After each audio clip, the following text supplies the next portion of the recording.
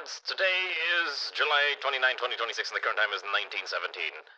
The Institute is currently recruiting comrades of any division to go on a field expedition with the professor to terminate the existence of a certain facility that cannot be named for legal reasons. If interested, please reach out to your administrative liaison as soon as possible and bring everything you have that goes kaboom. That concludes today's announcements. この番組はご覧のスポンサーの提供でお送りします。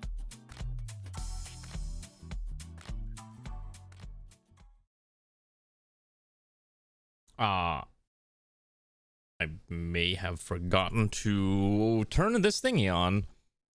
Oh, was it actually super low on volume? I'm so sorry. I thought it was... Okay, my bad. Hold on. Oh, did I skip the... I feel like I skipped something. Did I skip something? Oh! この番組はご覧のスポンサーの提供でお送りします。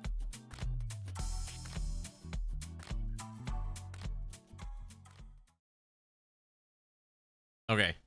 Hello. Oh my gosh, look at this. It's Fire Emblem, the game that we play. Okay, before I start, hold on. Let me put on some... Let me turn on some background music, because I just want to complain about something real quick that is, like, the reason why I did the announcement today, because I'm, like, incredibly pissed, and I was, like, half considering not streaming, because I was so infuriated by my interaction with or my lack of interaction today with a certain thing. So, let's see, what is the most, brain damage music that I can possibly put on right now to really explain my frustration? Okay, here we go, let's use this. Okay. I had to go to the pharmacy today, okay, to pick up some stuff. Some magical items that the apothecary would provide me. Now, normally they would call me in the middle of the day saying, hey, come get your stuff. And I'll be like, all right, cool, I will go right after I conclude my business at work, and it'll be a fun time and I can do it right away. They didn't call me until an hour after I've already been home. So I'm like, okay, let me just get up and go over to the pharmacy to pick up the thing that I need. I get there, 20 minutes to spare before they go on their lunch break or their meal break or whatever. And I'm like, okay, I'll be fine. 20 minutes is more than enough time to process the 3 other people ahead of me. For some fucking reason, it wasn't enough. Hold on, do I better have an expression for this. I should have like a... For some reason, 20 minutes was literally not enough to process 3 other people in front of me. And by the time it was my turn to get to the window so I can get my stuff and leave, they draw the fucking blinds and close the pharmacy window. I'm like, are you fucking kidding? I was waiting here for 20 fucking minutes and you just closed the goddamn window on me. I hope this place burns to the ground. Jesus Christ. I've already left a 1-star review like 7 months ago. I don't know why I'm still with this stupid place. I should have left like a goddamn eternity ago. Anyways, I'm really mad now because I was super frustrated because the absolute disrespect to see me walk up to the window and close the fucking blind and pretend I'm not there. I'm like, are you kidding me? I was actually so infuriated, and I was like, as soon as I pulled back onto the road, I was like, because my choices were wait another 30 minutes and then I would have basically been late to stream by like 20 minutes, or just come back tomorrow. I'm like, I'm just gonna come back tomorrow. But I was so mad that as soon as I pulled onto the road, I basically floored my car and like redlined it until I was up to speed limit, because I'm a good citizen and I'm not gonna go over the speed limit. And I was just so infuriated. I was like, this is absolutely insanity. Like, how is this allowed? I'm like, I have half a mind to call their corporate line and just tell them, your pharmacy is fucking trash, please fix it.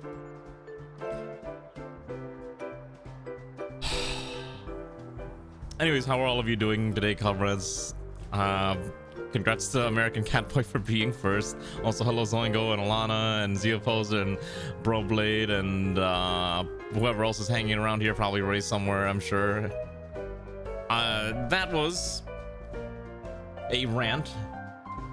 I'm not going to name the place that I had this interaction, but be aware that this is a thing that happens.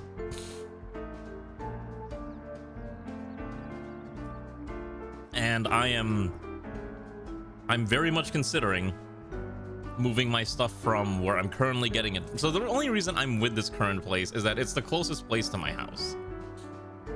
It is like a 7-minute drive. I have half a mind to just switch to Costco, even though they're like a 20-minute drive, because at least I can do everything I need at Costco. I can get my gas, I can get my drugs, I can get my glasses, I can get my rotisserie chickens. And so those are legitimately things I'm considering, because this place just drove me absolutely insane. I was like, I cannot keep doing this, because it's not only this time. Normally, every time I go to this stupid pharmacy, it takes 20 to 30 minutes. There's been times when I've been there where there's like 6 cars ahead of me. I'm in the drive-through line, and it takes them 40 fucking minutes to process 6 cars.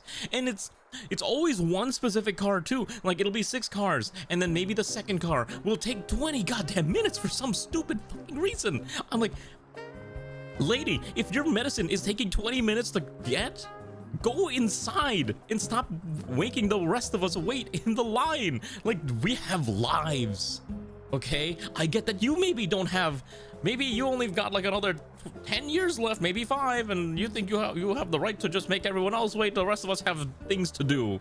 Okay, it drove me absolutely insane when this happens. I'm so mad. I hate going to the pharmacy. It is probably like my least favorite interaction that I have to do on a monthly basis, and I am going absolutely insane. You can probably tell that I am going completely unhinged right now. I hate going to the pharmacy.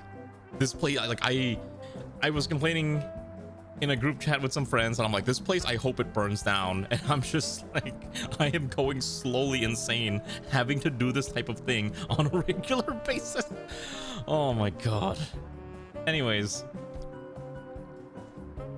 yeah, how are all of you doing now that I've let that steam go? I was legitimately considering almost not streaming, because I just came home and I was super infuriated, and I was like, maybe I need to like calm down and just do something. So I ate like a quarter of a quesadilla, and now I am like, all right, let's do this.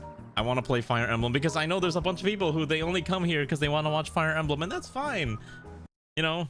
We'll play Fire Emblem. I like playing Fire Emblem, so there's nothing wrong with that. He left. It's okay. My suffering is someone else's humor, and that's okay. I'm just gonna say, oh my gosh, is this controller not charged? You've gotta be kidding me. Oh my god, my controller's not charged. So, I think there is the thing is, I don't go to one specific grocer. I go to like whichever one happens to be the cheapest at any given point in time. So no, I usually just go to the dedicated pharmacy. It's a little easier. Oh my god, I think my controller's dead. I did not charge this thing, apparently. Fuck me. I can't charge it. Oh my god, why is this thing not charging anymore? I swear this was a couple days ago. Oh my god, it just... You've got to be kidding me.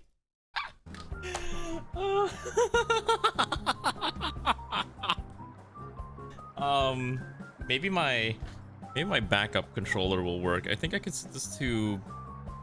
God, this is insane.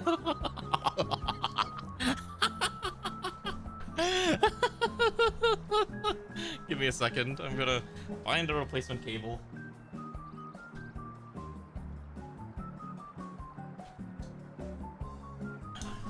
Hold on.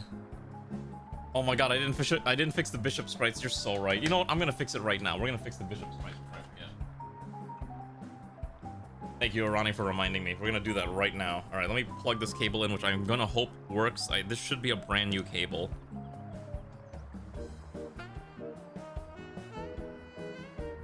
Why is it not charged? What the heck is going? Is this controller just dead? Oh. What's going on? Oh shoot, I think this cable's dead too. What? Are all of my USB to micro USB cables just shot?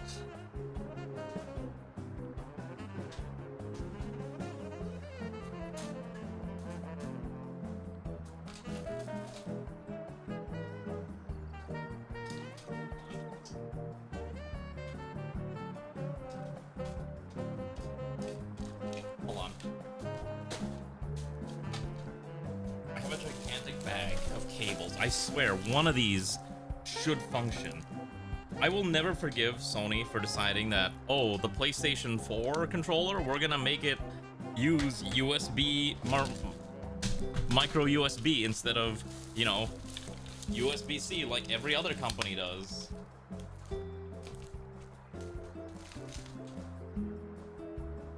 Oh my god, I don't think any...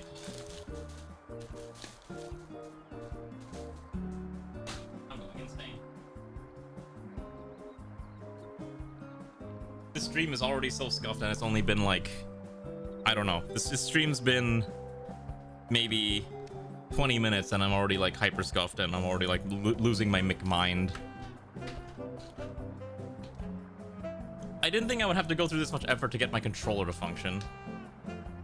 And like, I get not liking wireless peripherals, but for me, I do enjoy wireless peripherals, and basically all of my stuff is wireless. Like my mouse, my keyboard, or the only thing that's not is my keyboard. My keyboard is in fact wired, but everything else that I use, like my headset, my mouse, a lot of my controllers, they're all wireless. Yeah, Ray's the exact opposite. She likes everything wired because she doesn't want to have to like recharge things, and I'm just like, oh, I don't want to have to. I like the ability to move around, and so all of my crap is wired, is wireless. So hold on, please tell me this. Not a single one of these goddamn cables work. Are you kidding me? How does none of my... Oh wait.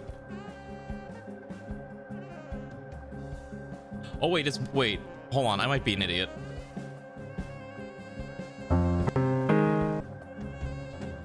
You're not gonna believe this. Okay, so I use a PlayStation 4 controller, right, for my PC. It's my preferred controller. I like the layout of this thing. So it turns out it was on this entire time.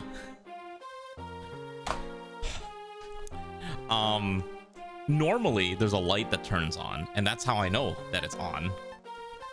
Okay.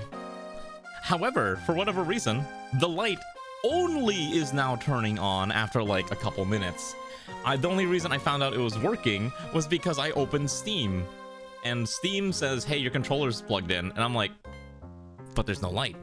What do you mean it's plugged in? But I'm like, oh, yep, I guess it just works. Like, okay, everything's going great. I'm literally going crazy. All right, we gotta fix the bishop's price. All right, let's fix the bishop's price before I forget. We're gonna run into more of these stupid bishops. Let's continue listening to Sims 1 music. Anyways, I'm so sorry that I had rambled on far longer than I had anticipated. I did not think I was gonna go this completely unhinged with this nonsense, but it happens, and I apologize. Sometimes that's just how it be. Okay, what is the bishop's animations? How do we assign animations again? I cannot remember how this works. Okay, so bishop is let's see. Did it replace both? Okay, so we need to replace the female one. Okay, so wait, no, it should still be here. 2C, right? I don't think I replaced it. I think I just pointed it to the wrong class. Let me see if I can find it. Let's see if I can find. Okay, yeah, I think what I just ended up doing was I pointed it to the wrong class, or I pointed it to the wrong animation. So all I should have to do to fix the female bishop is just change the animation ID that it's aiming at. So instead of EB, you know, staff should be like, let's see here. My guess is that it's 83. Let's see. Is there a way to watch this animation? Let's see here. Let's double check to make sure this animation's... Oh, you can't see what I'm looking at. I'm so sorry. Give me 1 second. I'm fixing the ROM, and we'll be good to go. I think they basically almost have the same animation. Let me check. Right? Hold on. What is happening here? Hold on. Okay, wait, hold on. The easiest way for me to check, okay, so is 1, and then spells... Oh, no, they all use the same one. Okay, perfect. So in that case, we're going to set this to 8E. I think is the one I'm looking for. Nope. We're looking for 8. Let's see. We'll switch to this one. Okay, perfect. So 83, right to ROM, 83, 83, 83, and probably 83 is fine. Okay. All right. The ROM is fixed. let's actually play this now, and let's actually continue this. We're getting close to the end of this run, so hopefully we'll finish this sooner rather than later, so that we're not stuck playing Fire Emblem forever. I like Fire Emblem, don't get me wrong, but I can only handle so much of this run. We're almost there. Like, there's 4 more chapters to go. I think this run ends at like chapter 20, and we're not gonna do the bonus chapters. I have no interest in doing the bonus chapters for this ROM, quite frankly. We'll just play exactly what we have to do. Is that a little Kev here? All right, let's continue our plot. I do not remember anything that's happening. Right, we're this is Lear. This is Lear, our protagonist. We need to keep going. Hurry, Iris. We can't lose track of Zwinderhell. Oh, that's right. I think we defeated the evil queen, and then she's like, "I'm gonna use the dark magic," and now we're trying to deal with the ramifications of that. And so we're chasing after the evil and trying to figure out what's going on. Okay, and I think that was basically the main plot line, and I think now we're just trying to chase him down. We fought some dragons last chapter. The last chapter took the entire stream because of how stupidly dense it was. So this one's probably going to be a little, hopefully, less painful.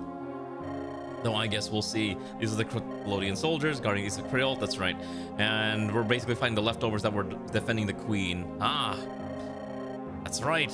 And that's right, we're the Drabliblians and our cool Drabliblian army. So anyways, I hate, I'll talk about this. I'll talk about that while we're playing. They're readying their arms. We have to fight them. But we're still tired. How do we do this? We can't surrender. They want our heads after what we've done. It's fight or die. Okay, so you know your entire army's tired after literally just assaulting an entire castle, and you're telling everyone, hey, we have to fight no matter what. Can't be a good idea, by the way. Meanwhile, Lear's going insane too. Yeah, everyone's like, Lear's going insane. Probably because he's obsessed with trying to get this dragon thing. Okay, let's figure out our comp for this run. We get 15, which is actually a lot. Okay. Who's dead? Hold on, I need to look at the list. PME3 duck spreadsheet. Let me look at the list. I do not remember who's dead. Clara, Zoingo, Garm, Roxana, and Milene. So everyone who's already dead is dead. So these people are very much alive. Yes, I should have stripped everyone who's dead of any gear, which is a good way to track them. Perfect. All right, comrades, let's go on our magical adventure and defeat the evil Creoltians and their gigantic, massive army of holy moly. This is a very, oh my god, this map is huge. We had to defeat Aaron. We had to defeat Aaron, who has 64 HP, and he's already got a stat inflation because he's above 64. He's above 60 HP. When his HP is below 50%, gain 50% strength, skill, and speed. He's got sword fair. Wait, what's his damage? His name is Aaron. I know it's Aaron, but it's funnier to say Aaron. I think that's a Key and Peele skit. I know how it's actually pronounced. I'm not that bad at English. Oh my god, this man has so much damage flying out. All right, let's see what else we got. Okay, there's a lot of, oh my god, they all have like a lot of them have silver weapons, which is really nasty. Ooh, this is gonna be a really painful fight, I would say. I think we'll be fine, but especially with the casters here, they like these enemies have insane stats. This druid has 30 magic. Oh my goodness. Wait, can any of us even handle that? I think everyone gets doubled. Well, everyone but Yubel gets doubled. And I guess Lear's fine. All right, what I'm gonna do is we'll take, I kind of don't want to take Yubel because he's overpowered, but at the same time, we're kind of running into a situation where I kind of need overpowered characters to partake in some of these missions. I will not take Milky Blade with us today, because even though she's a funny assassin, I think I'd rather have Brunya and give her... Yeah, Yubel is super busted. You've seen his stats and his holy shaft? Yeah, this man is overpowered beyond all compare. I almost don't want to take him with us. Logger's like one of our few capped characters. Maybe we take... Let's see, we're taking Samsung, which is Kahila's other character right now, who is a pretty good offensive defensive characters. Yeah, I know. I'm joking about chapter. Yeah, that's true. We should be using viewer characters. That's true. Let's see. Who was... Okay, hold on. Who was Limeware's characters? I know Limeware's characters have had not a lot of good luck in this run. Vermeil. Who we are bringing. John Doe has Kyomi. I think Kyomi could maybe be useful. We are running into the point where like a lot of our enemies are super strong and busted and we need better options. We could try to take Umi. But Umi's unfortunately been like super low level and it's really hard to make use of Umi at this point in the game. So I'm sorry, I think Umi might have just remain bench for the rest of the run. Helena belongs to Grimra. This actually might be okay. The Berserker might be fine. I think we're gonna keep running with Simon for now. How are you doing, Hayashi? Yeah, Simon's probably fine. Simon's probably gonna cap most of his stats. We'll keep Ray, we'll keep Havel, Zeoposter's fine, Analea's fine, Darcy will probably keep. We have one slot left. I think we'll keep Tabitha just because having a dancer is super handy. Tragically, Zoingo died. Let's see. Could take Kyomi. So Kyomi is a mage knight, and her gimmick is that she has +1 range, which is actually kind of nasty. How many? We are running into a lot of flyers this map, are we not? I mean, there's a couple flyers, so I guess maybe it's not necessary to have additional anti-air. Let's see here. What are we taking? Who goes on our magical journey today? We could try Emmett Yan again. We could try to see if we could redeem him. Who's Jawahar? Jawahar could have potential. He's got Luna, he's got Soul. The main problem is that he needs more skill. I'd have to feed him a bunch of the potatoes to get him to up the par. But we actually don't have... We only have like one axe user, so it's maybe not the worst thing to take along. We have enough casters. 1, 2, 3, 4, 5, 6, 7. Yeah, so okay, we're about even on each one. So I can take either or. If we take Ivy, we don't take Arani, so I think we'll just keep running Ivy because she's really funny to use. I think we're gonna try to use... I want to give Jawahar a chance. I have my reservations considering his defense and resistance are basically non-existent, and he will probably get one-shot by almost anything that looks his way, but maybe we can give it a shot. Gabor is the other choice, but I think we'll give Jawahar a chance. I think the poor man needs a way to redeem himself. Okay. Are any of these goobers S rank in lances? Holy cow, we do. Okay, wait, this is great. So I think the Holy Shaft can be used by anyone with an S rank. So that means... Yes, okay, perfect. So that means our boy Simon here does have the ability to use the Holy Shaft, and I will let him use the Holy Shaft. Yeah, the problem, like, Ivy is super tanky, which is why I'm running Ivy. We love Ivy for that. You can take a physics staff. Okay, what else do we need to do? Need to make sure everyone's staves are up to par. Skill ring, killer lances is fine. Lucina's got Nosferatu and Steel Lance, which is really funny. I think Lucina's got a lot of potential. She just needs more levels. In fact, I think Lucina here will be the recipient of a few... Oh, wait.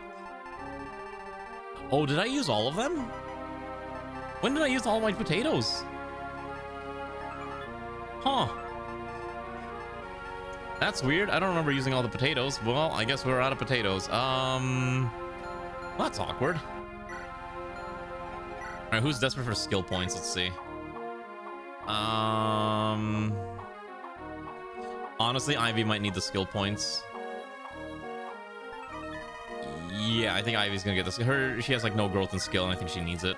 So we'll shore up her skill with that, and then we have a magic ring that increases magic and strength. So I think we'll give that to Lucina, who's a bit of a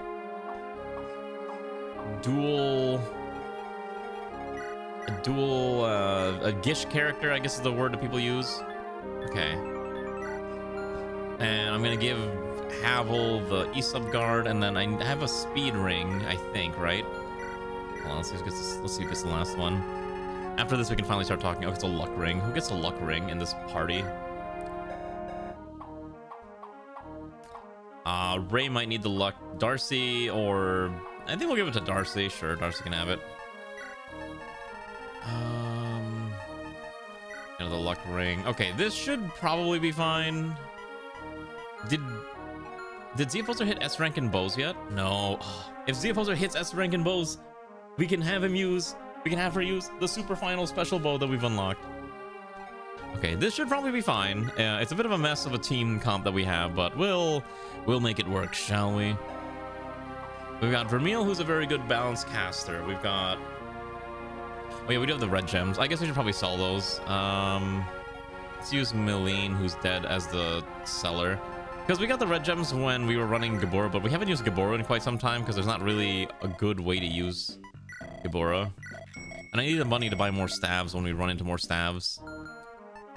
Okay. Let's go onwards, and let's go defeat the bad guys. I think this is as good as we're gonna get, probably, and we got a decent comp. Maybe we give Lear a silver sword. Yeah, we got enough silver swords to justify that. Havel's running with an S-rank weapon. You got bows, you got this weapon, you've got weapons. Actually, you probably put... Oh, he can't use the silver sword. That's really funny. Okay. Can Darcy use a silver sword? Please tell me Darcy can. Yes, okay, great. Ivy's fine, Fatia's fine, Samsung's fine, Lucina, Vermeil. Ooh, we have an angelic robe, actually. Hold on. An angelic robe gives plus 4 max HP. Whose HP is so bad that I need to shore it up? Analea, Zeoposer, Ray. Honestly, I might just give it to Ivy. Ivy needs a little bit more durability, so I'll give it to her. We're kind of just stacking a bunch of stuff on Ivy because she is essentially the tankiest character that we have, and it's better to have someone who can survive these trying times. All right, let's go. Let me drink.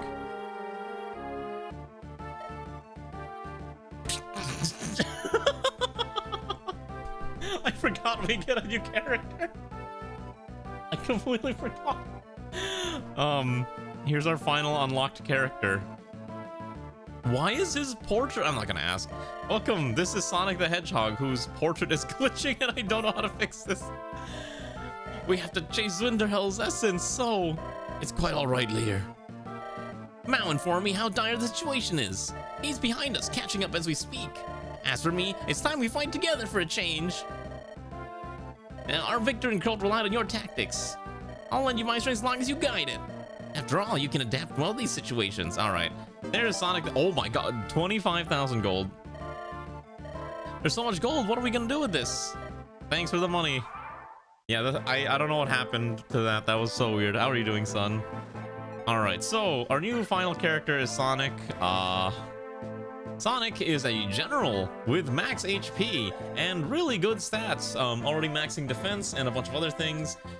Sonic's entire gimmick is that Sonic has keep up, so basically Sonic has a lot of extra movement that is not inherently obvious, as well as movement march, which will allow even more movement. Basically, Sonic can get 9 movement in a single turn before you even realize it, and also has charge, so plus 1 damage for every 2 tiles moved.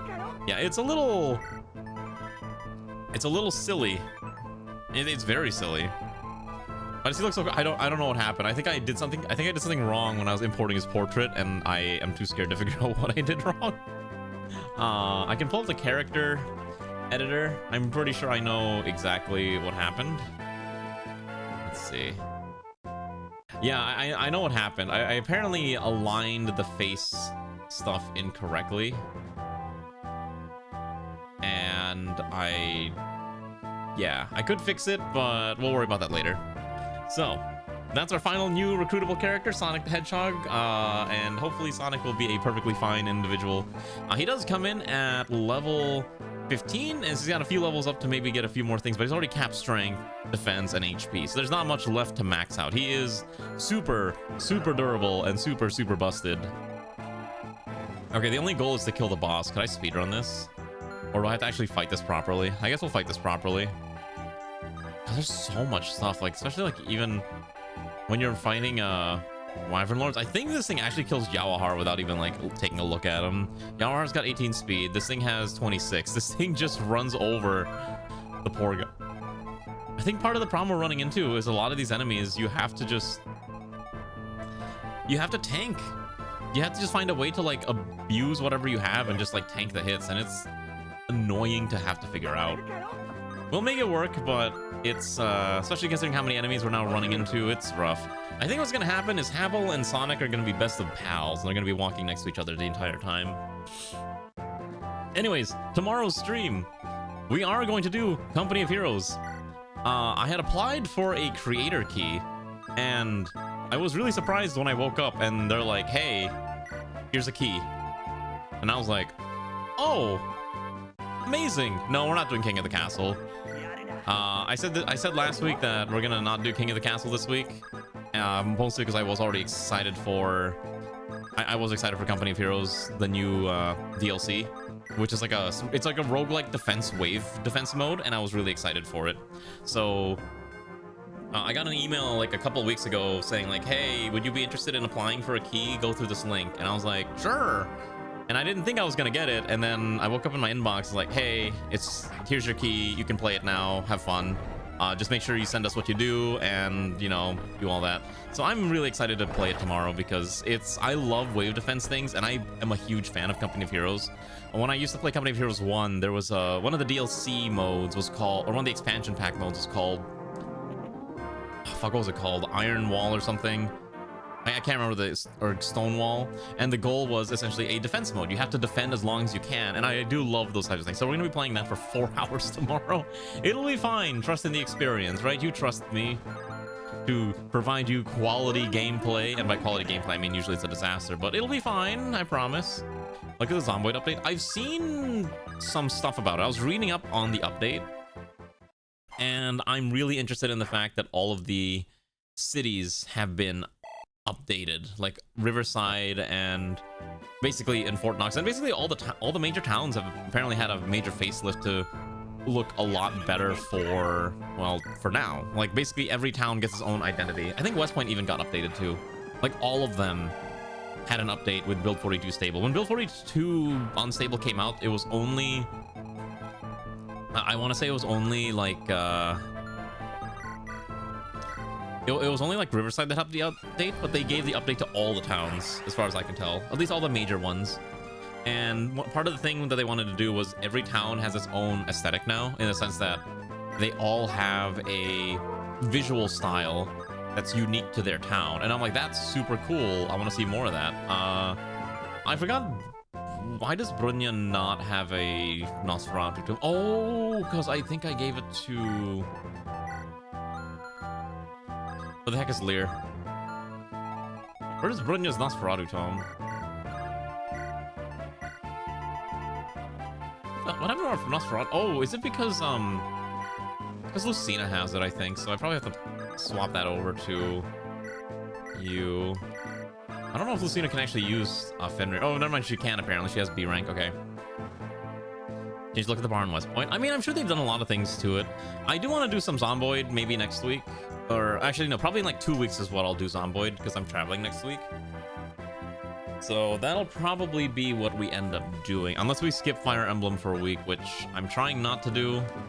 But you know, we work with whatever I have the opportunity to do, right? But I am excited for it, and I saw like a lot of the new update stuff. I'd really love to play it. We might do a Zomboid. I mentioned this before, but I would like to do a Zomboid multiplayer server, but we'd be doing it as it's only a live, the server's only up when I'm live, right? You gotta tune in to play.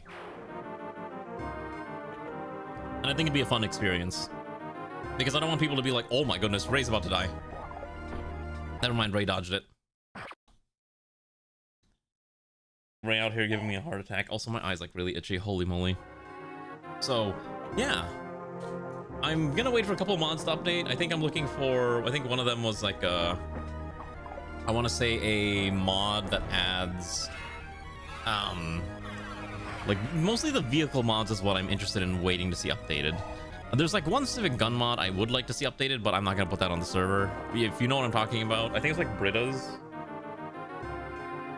which is really cool, but it hasn't been updated for build 42. It's only been on like build 41, and they're like, yeah, we'll update it for build 42, and build 42 is in a stable position, and look, it's stable now, kind of.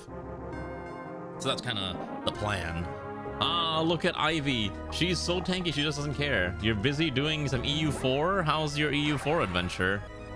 Wait, aren't they on EU5 now? Wait, what version of EU is the latest one? Is it EU4 or EU5? I can never remember. Europa. Oh, it is 5. Okay, I could not remember. Amazingly enough, Europa Universalis is probably the only Paradox franchise that I have not played. I have played every Paradox franchise except for Europa Universalis, well, of the grand strategy ones. And it's kind of weird. You'd think that I would be interested in that, but I'm not actually that interested in the Age of Exploration. For me, it's basically put me in either the what's it called, put me in the medieval era or put me in the Age of Industry, but I am not going to care that much about this other one. So it's a little tragic, but that's kind of my opinion. You don't have EU5. I mean, that's fair. Games cost money. Okay. All right, perfect. Let's see. Can we get Vermeil a kill? Oh, maybe not. I need more of those potatoes. Oh, she crit. Never mind, she gets the kill. But yeah, maybe one day it'd be nice to play it, but I have no interest. Like right now, I haven't even played I uninstalled Victoria 3 actually. Because it was just so... Oh my gosh, Jawahar kinda sucks actually. Yeah, anyway, so I installed Victoria 3 because I just can't be bothered to play it. At the current time, there's just not really a reason for me to be playing it as much fun as it was. I heard the latest update was just like super bad and everyone's like super mad about it, and I'm like, well, maybe I shouldn't touch this after all. Maybe I'll give it some time. Okay, let's let everyone get their feelings out. Ah, hey, Sonic, remember the sacred technique? You got it. The triangle attack. We can triangle... Wait, who is actually allowed to triangle attack? Darcy, Sonic, and who else are triangle attackers? I really need to find out. God, this is so dumb to look at. You got the default palette, though. Yeah, I wouldn't expect British to be updated for a while. Maybe give it a couple, I guess, weeks, and then it'll be fine. I love I will say, one of my favorite parts about Zomboid is the vehicles mod. I'm half interested in doing the RV mod, but I'm not sure if we want to do RVs for the first return to the Zomboid experience. So maybe we don't do that. But it is a consideration, because there's a lot of different things you can do to make Zomboid a lot more fun. And for me, RV has always been like one of those mods that I think is just really cool, but I understand maybe not everyone wants to play it because it does kind of change completely how the game is approached. Come on, Lear, get that crit. Nope. All right.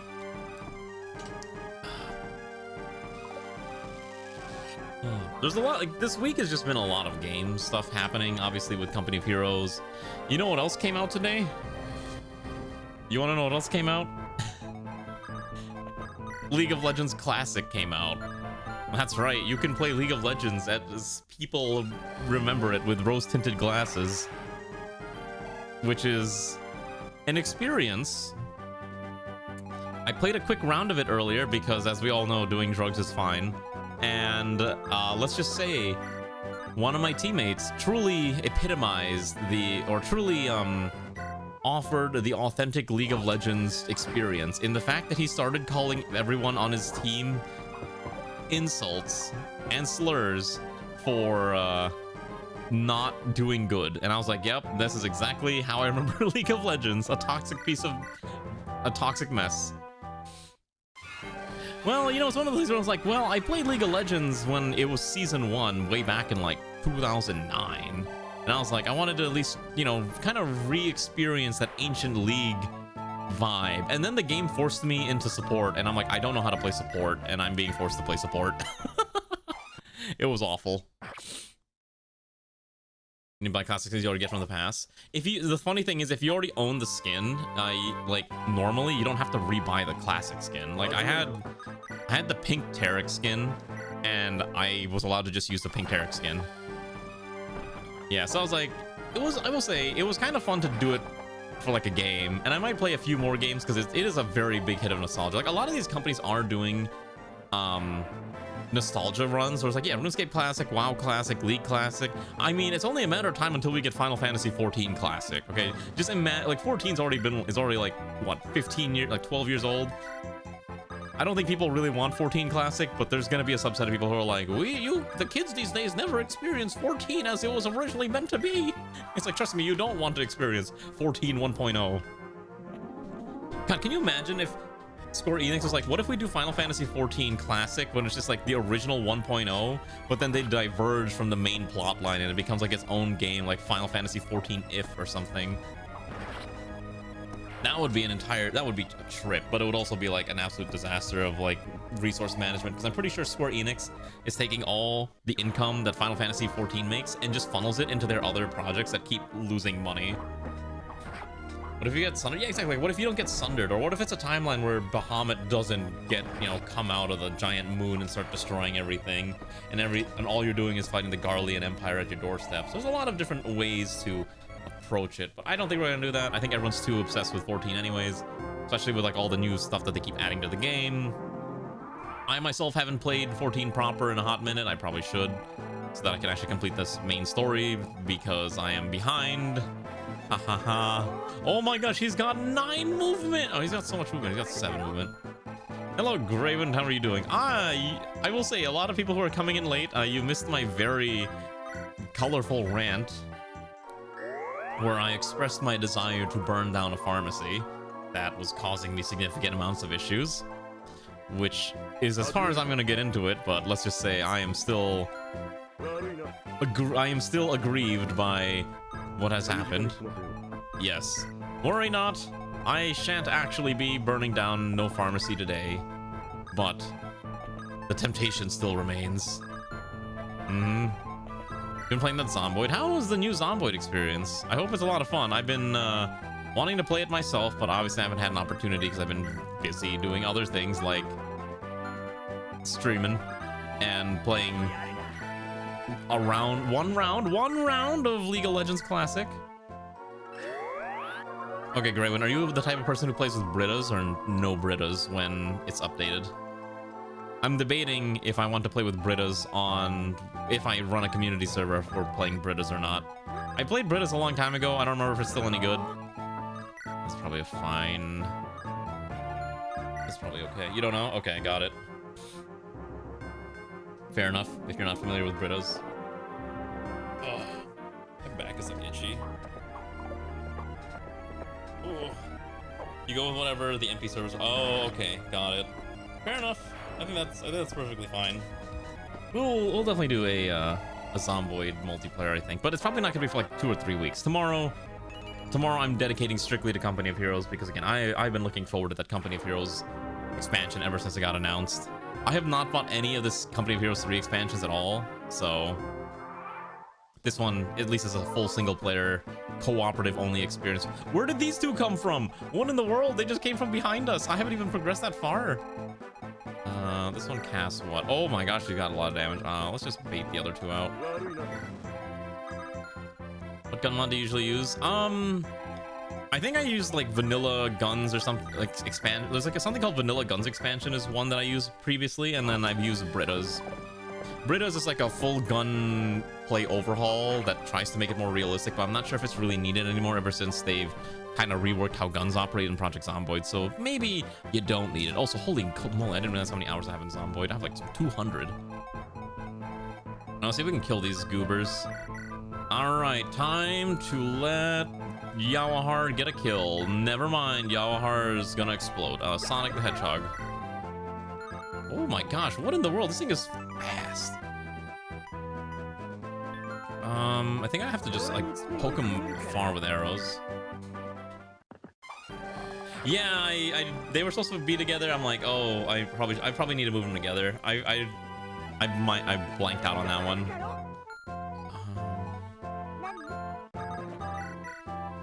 Let's see here. I'm trying to figure out how I'm gonna kill this thing. I think it's actually like super annoying to kill. I think Simon's probably the best option here. God, I have to use the holy shaft to try to get the kill. Okay. But yeah, I usually use Britta's. I think there's a bunch of other ones that you can use too. I recommend just kind of looking at the workshop and just trying to see what you like, because there's a lot of choices for guns. If I do one on stream, it's gonna be like a very slow. Don't expect to progress quickly. Yeah, Ivy's attack is only plus on enemy turn, which is why I'm willing to run Ivy up, which is really dumb. But almost nothing can kill Ivy. Ivy is hilariously busted. I need an axe. I need these guys to actually stay here because I need someone to help deal with help Havel out. Oh, I forgot to install an animation for Lucina using dark magic. Whoopsies, forgot about that.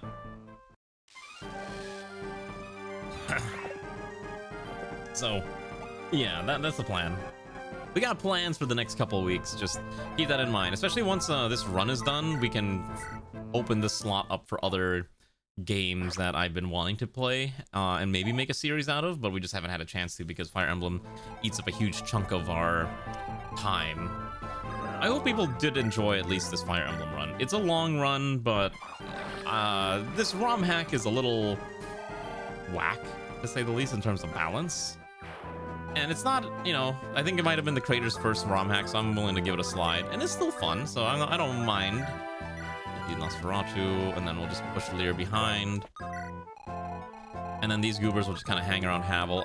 I think Yawahar is a liability, and I should not have taken Yawahar at all. He is going to explode. Can you touch this? Yes. Visit. Hello there, mysterious child. Who is this? Why is she insulting us? What a very sassy child. Oh, hey, look, free shoes. That's actually pretty handy. +1 movement is always good. Pull everyone up in case I need to have additional people smack this thing. Okay. So, but yeah, I'm glad that they were willing to give me a key because I was gonna buy it anyways, but at least this is like $30 I don't have to spend. Actually, I have no idea how much they're charging for this DLC. Hold on, I need to check. How much was this DLC actually? Company of Heroes 3 DLC. Let's see here. Wait, hold on, is it not out yet? Oh, here we go. Final Stand. Oh, because it's considered an independent game. Oh my goodness. Okay, so base price is $24 or $30. I just checked Steam. For whatever reason, this is at 39% positive, so it's mostly negative, which is probably not a good sign. Oh, okay, here we go. Oh, wow, that is definitely some decision making. Wow, okay, so it's apparently only single player, 1 to 2 player co-op with no matchmaking. Even though people are like, this should be 4-player, but it's not for some reason. Amazing. Amazing decision making. Oh my gosh, Yawahar, please. Company of Heroes 3's new DLC, which just came out today. Yeah, Vanilla Expanded mods already updated. Oh, Vanilla Expanded for Zomboid. Ah, look at Darcy being a tank. Or yeah, there's no matchmaking. It's only up to 2 players, so you plus one other. It has to be invite only. People thought it was going to be like 4-player co-op, but it's not. And apparently there's a bunch of other things going on that are a problem, but I haven't had a chance to really take a deep look into it. Man, I think Yawahar kind of sucks. I'm sorry. Build for 2. I mean, okay. I mean, I'll keep that in mind. We're not going to be using those mods right away, but it is good to keep in mind. Yeah, I mean, sometimes that's just how characters end up, Checkball, where they're not all gonna be all-stars, and sometimes you do get screwed with RNG. I try not to let that happen, but it happens. not everyone's gonna be balanced, but everyone does have unique abilities, and some people just got lucky with the characters that they replace having completely nutso bases. The balance in this ROM hack is kind of all over the place, but that's fine. All right, these two are gonna get support, which is okay. Which means Havel gets a little bit more durable. That's right, Havel continues to get tankier. Okay, what the heck is happening here? I need to bait those generals out. Yeah, or they got cracked skills, or they had like a wacky combination that's just really hard to overpower. Like there's a lot of different potential reasons why some characters just ultimately ended up being better, and you just have to roll with what you got. You've given up on Binding Blade? Was it that bad? I don't recommend Binding Blade as a first-time Fire Emblem game for most people. It is not an easy game. Binding Blade is probably one of the harder ones because of the absurdly low hit rates on a lot of things. That game has like really low hit rates on a lot of stuff, and that's why I generally don't wreck it for first-timers. That's why I'm always like play 7 first, because 7 is almost designed to be a tutorial game, and so it's a lot easier to understand what you're doing when you have an opportunity to learn instead of just getting your face beat in, right? It's like the whole, you can learn by getting beat, or you can learn by being eased into it, and 6 goes with the you get beat, and 7 goes with the you'll get eased into it. Because you have to remember, 7 was also the first game in the West, and they had to introduce the small American mind to the concept of anime tactical RPGs.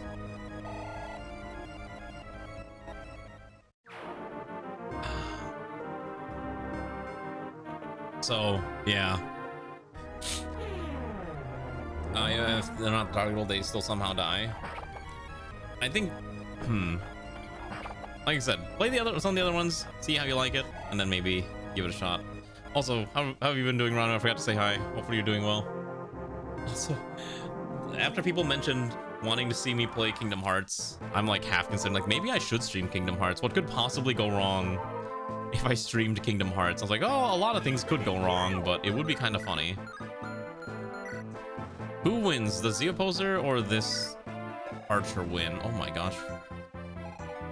146 versus 86. Okay, I think the Z opposer can survive a single hit, right? The opposer has 29 AS, this one has 29 AS. 39 attack versus 19 defense, 20. So 2 hits would not be able to kill either. As long as the opposer kills the flyer, the opposer's Gucci.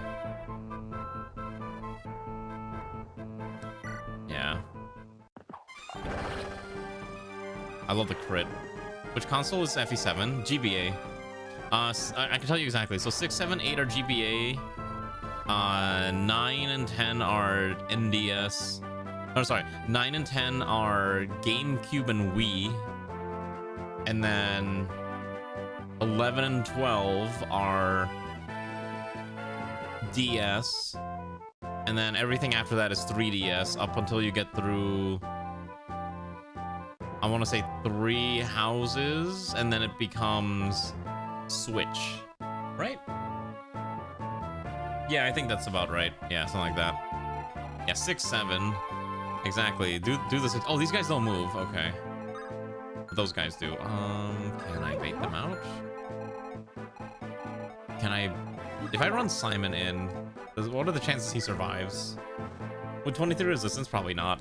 Simon's very much like an offensive character. It's really hard to use him defensively, so I have to be a little wary of how I approach this.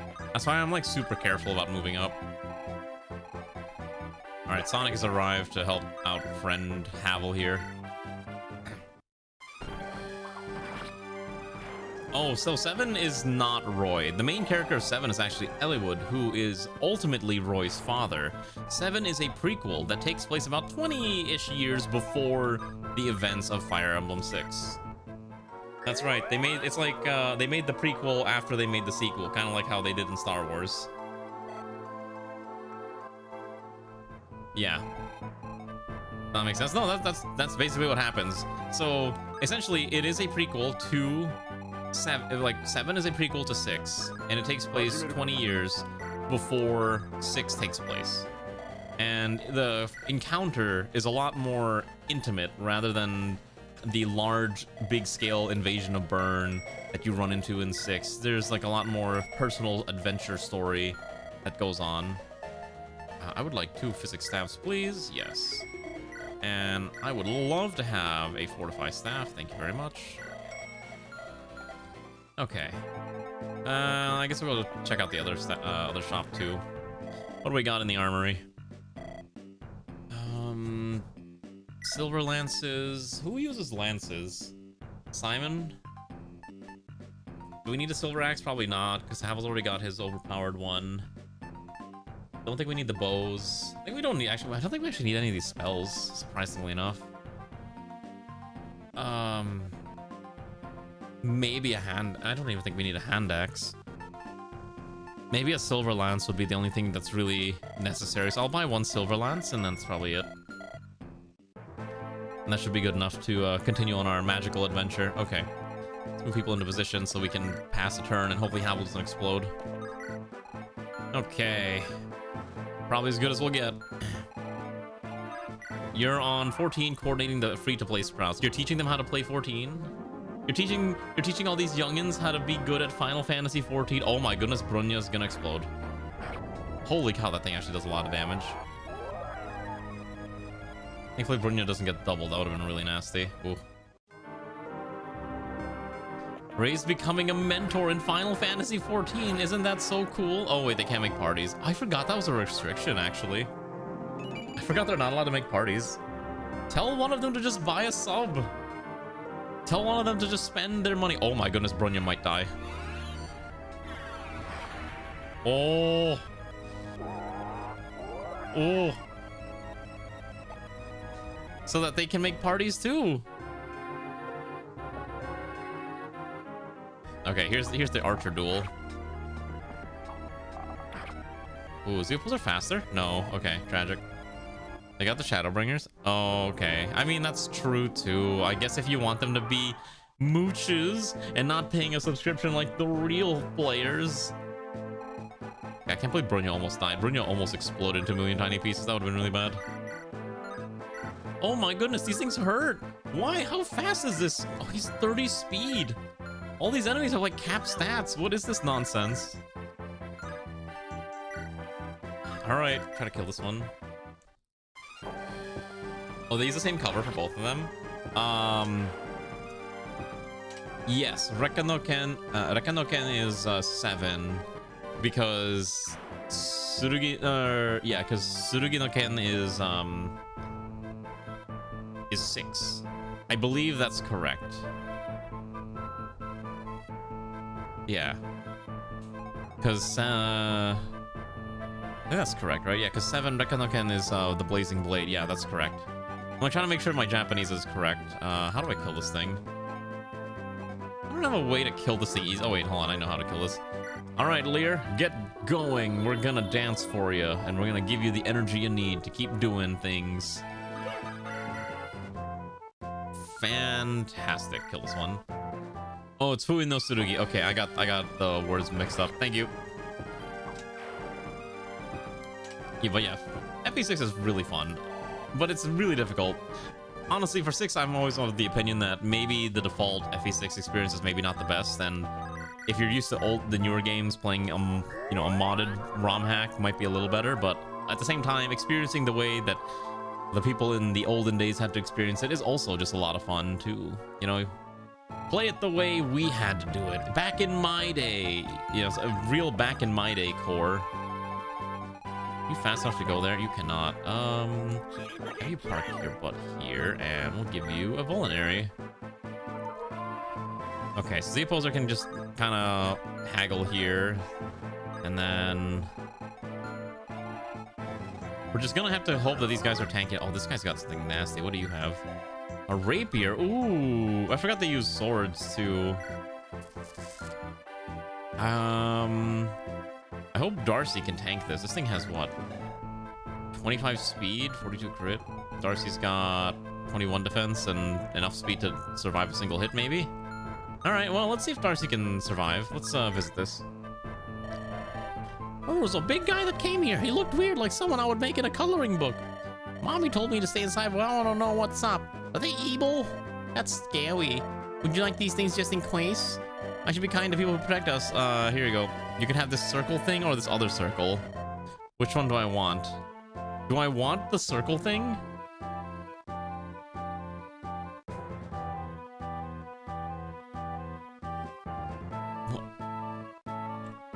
I don't know how to answer this. Do I want the circle thing or not?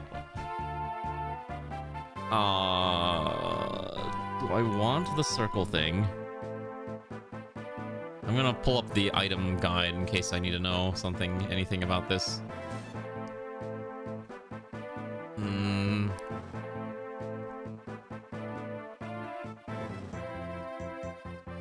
Oh, there was a weapon I missed.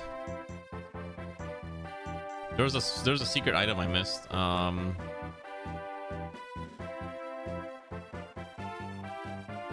You needed Zikmund, who has an A support with Ray, and that would get you access to the secret item here. That's annoying. Well, all right. Don't turn the kid down. Yeah, that's right. I'll take it. I'll take the circle thing. I mean, an energy ring is a good item, so I'm not gonna say no to an energy ring. Well, I guess I missed out on rare exclusive items because of my inability to read guides on how to get stuff. But to be fair, a lot of these things are super obscure and not really well explained, so, you know, that's just how it be. Okay. Let's see. I'm hoping Darcy can survive at least one round against this, but there's a very real chance Darcy explodes, so I guess we'll find out. I'm gonna pull Ivy up, because I think Ivy can just tank this and there should be enough bait. Yeah, look at that. We are actually hurting this slightly. There, look, a properly fixed bishop portrait. Isn't that crazy? Oh, I did want to talk about something today. So, remember how I was talking about that bag the other day?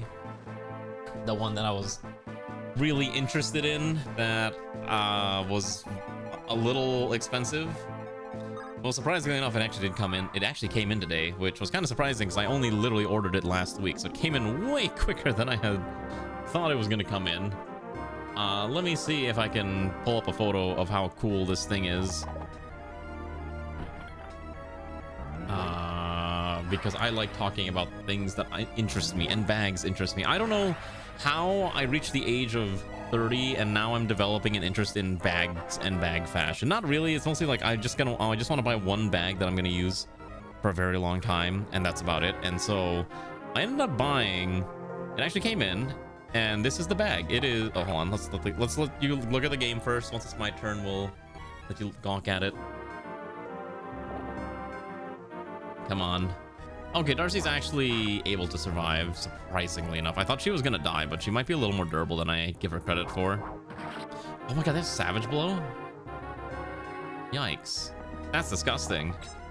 These enemies are all disgusting. I can't believe I have to rely on Ivy to win. If we didn't have Ivy, this would be way tougher. I can't believe Ivy is the solution to the problem. Okay, here's the bag. I was surprised it came in today. I thought it was gonna be like at least another week. And it's really cool. I think it sits well on me. It is pretty chunky in the sense that this thing is a 10-liter bag, but I added additional attachments to add more stuff. It actually surprisingly has water bottles, pockets, and like 3 extra zippered pockets that you can really stuff this bag. I paid like $300 for this. And that's not even including the tariffs that I'm gonna get hit with in probably like a week. But it is such a cool bag, and I love this thing. It's got all these Molly attachment points in the front, so I bought 2 modules. One is slightly bigger than the other for a little bit of asymmetry. And when I'm in Japan, there's a store that sells more modules that I may consider buying if I really feel like it. But I'm like really happy with this thing. It's super sick. So this is basically my camera bag and the bag I plan on taking with me to Japan as like an everyday bag. An EDC, as some people call it, everyday carry. I do have another photo of the interior so you can see. Oh, never mind. I did not realize that there is a bit of a reflection in that. Never mind. But it is quite roomy. It is surprisingly roomy in there for 10 liters, and I'm excited to continue stuffing that stupid thing with more things. Because part of the reason I have to get a big bag is when me and Ray travel together, Ray doesn't like carrying things, and so she makes me carry things instead. So according to her, I am her I'm her shopping bag in a sense, in that she's going to just dump whatever she doesn't want to carry onto me. Make it that what you will, but that's how it goes. Let's see if I can park Sonic here. I'm pretty sure these guys can survive one round by a rapier thing, right? Should be okay. I'm gonna hope anyways. We're gonna hope. We also hide that on that scene. So it's a very nice bag and I'm very glad it came in. I was agonizing over whether or not I wanted to buy that bag for, I'm not even joking, like weeks. And then I decided I'm just gonna commit to it. I'll just commit now because it's gonna be something I know I'm gonna use for a while, because apparently there's like a huge community of people who just like bags and have lots of bags, and they all like to talk about their bags. I'm like, where are all these like bag enthusiasts coming from? Why is there so many bag enthusiasts who like to talk about their bags?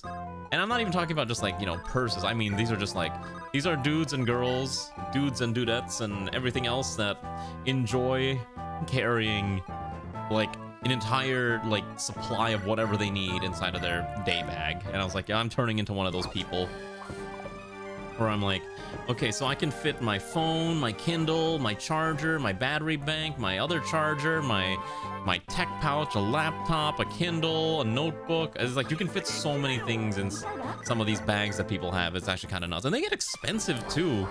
I think mine is a little on like the mid upper end, but some people have bags that are like $500. I'm just like, who spends $500 on a backpack? Says the person who just spent this much money on a regular bag. I don't think this guy can hurt that much. Sonic's already capped out on defense at 30, so I'm pretty sure Sonic survives even on effectiveness, but I guess we'll find out. I'm sure they'll survive. Lear can probably get the kill. Yeah, LTT, gosh. Does LTT have a bag? I did not actually know he has a bag. Or did he spend that much money on a bag? To be fair, I get it. Finding a bag that is going to be like your constant day companion is kind of tough. For me, I don't like backpacks that much.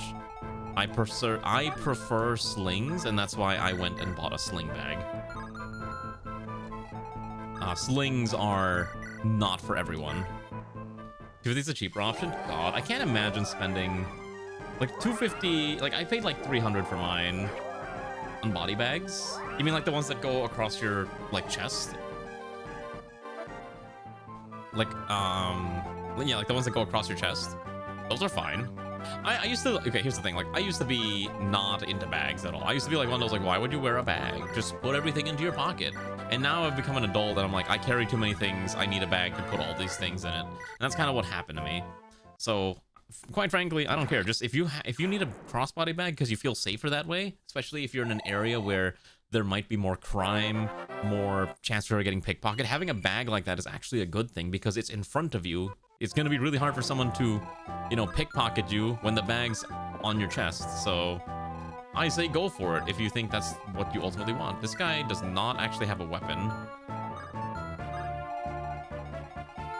I'm going to body block here. Hopefully we can body block like that. Let's see. You lied. 250 is a big one. They have the smallest one. Wait, I'm going to look at the LTT bags. I've not looked. For me, like, also one thing, my bag had to be a camera bag. Oh! Sonic's dead. No, Sonic's alive. Oh, that thing crits. Oh my god, that could have actually gone really bad.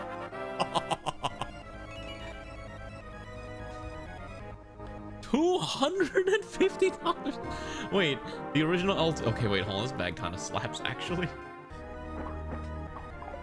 Let's see. Okay, so here's part of the reason why this bag is so expensive. I can tell you why this bag is expensive. One, this bag is made in small quantities because it's for a content creator.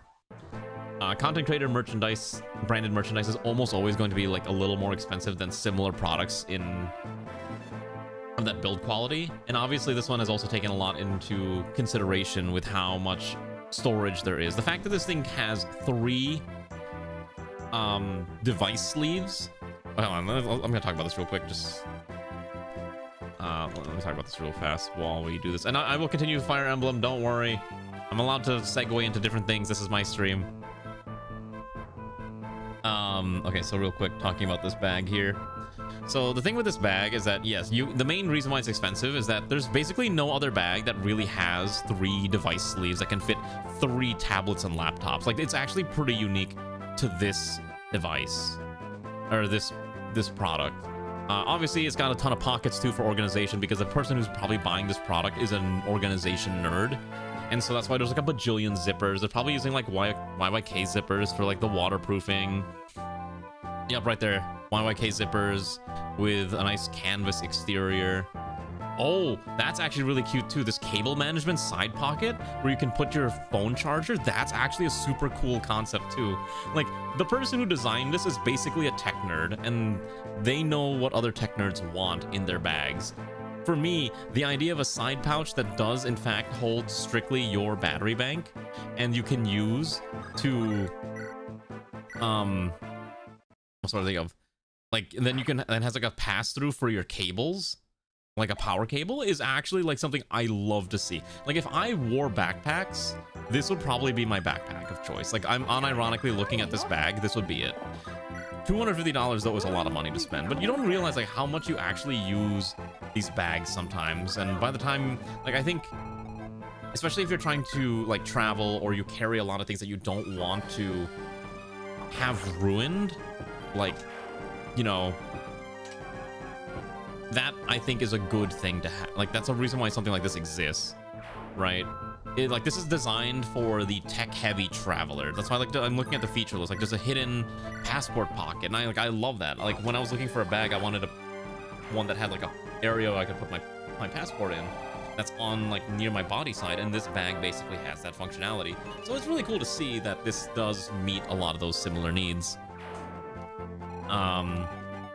It's not the look I'm looking for, and quite frankly, I know black is like a really popular bag color, but honestly, I'm sick and tired of black bags. I would rather have other colors at this point. So that's why I opted to go for like a canvas color. Also, because I asked Ray, hey Ray, what color should I get? And she's like, not black. And I'm like, okay.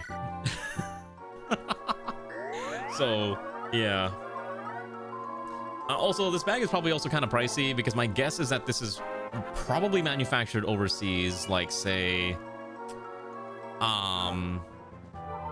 you know, it's probably made bespoke somewhere, like maybe in like Vietnam or something, and that's probably part of the cost because there's a bunch of tariffs associated with that as well.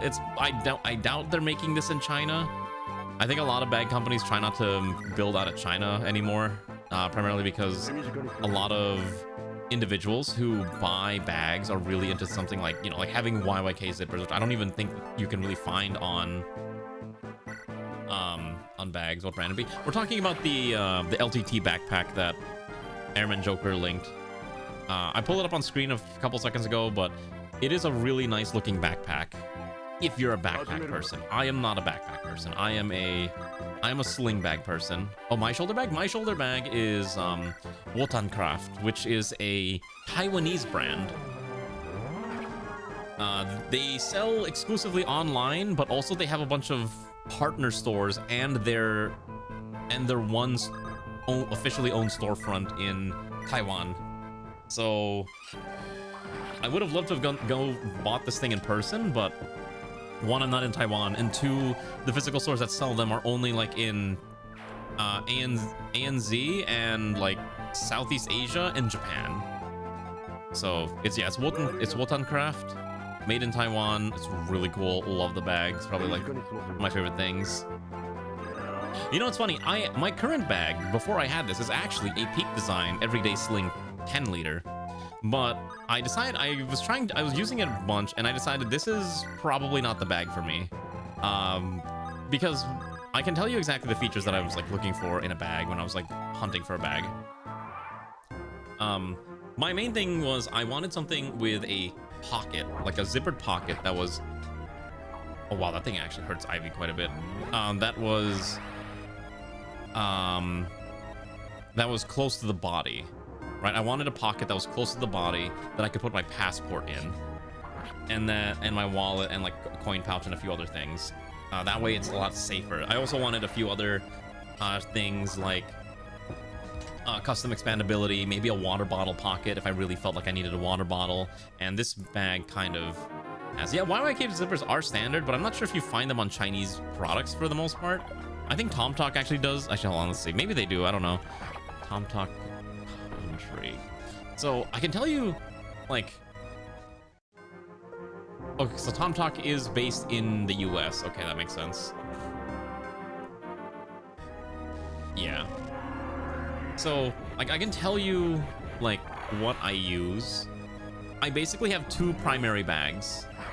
I have a TomTalk sling, which I use for when I don't bring my camera, and then I have the new bag that I just bought, which is going to be for everything else when I do have my camera, which is basically most of the time. And then I have the everyday Peak Design sling, which I'm probably going to sell on Facebook Marketplace or Mercari or whatever website that people use to sell things, because I don't really need it. Unless for some reason someone I know really wants the bag and is willing to buy it at like a decent price.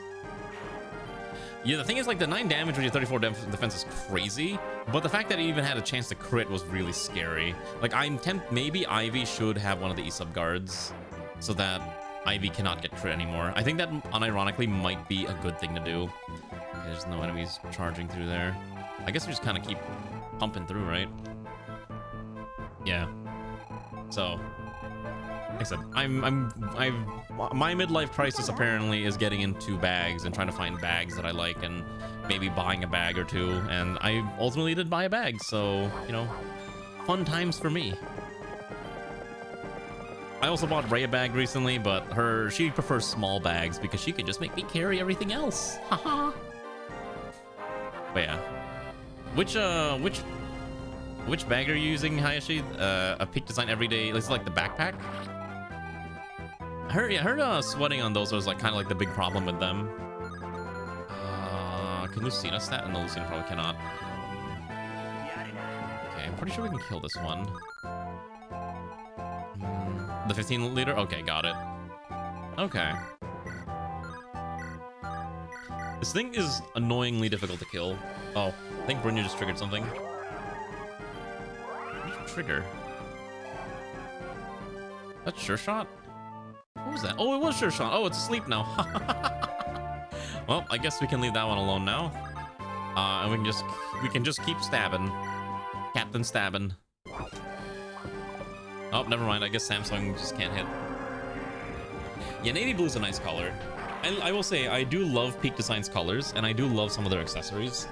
Like, I have their camera wrist cuff, which I think I'm gonna replace with a neck leash. I thought I wanted a wrist cuff, but the more I use it, the more I'm like, I think I want a neck leash instead of a wrist cuff instead. So I need to decide which one I'm gonna use, but I really do like the Peak Design design for some of their products, especially their, oh, Jesus Christ,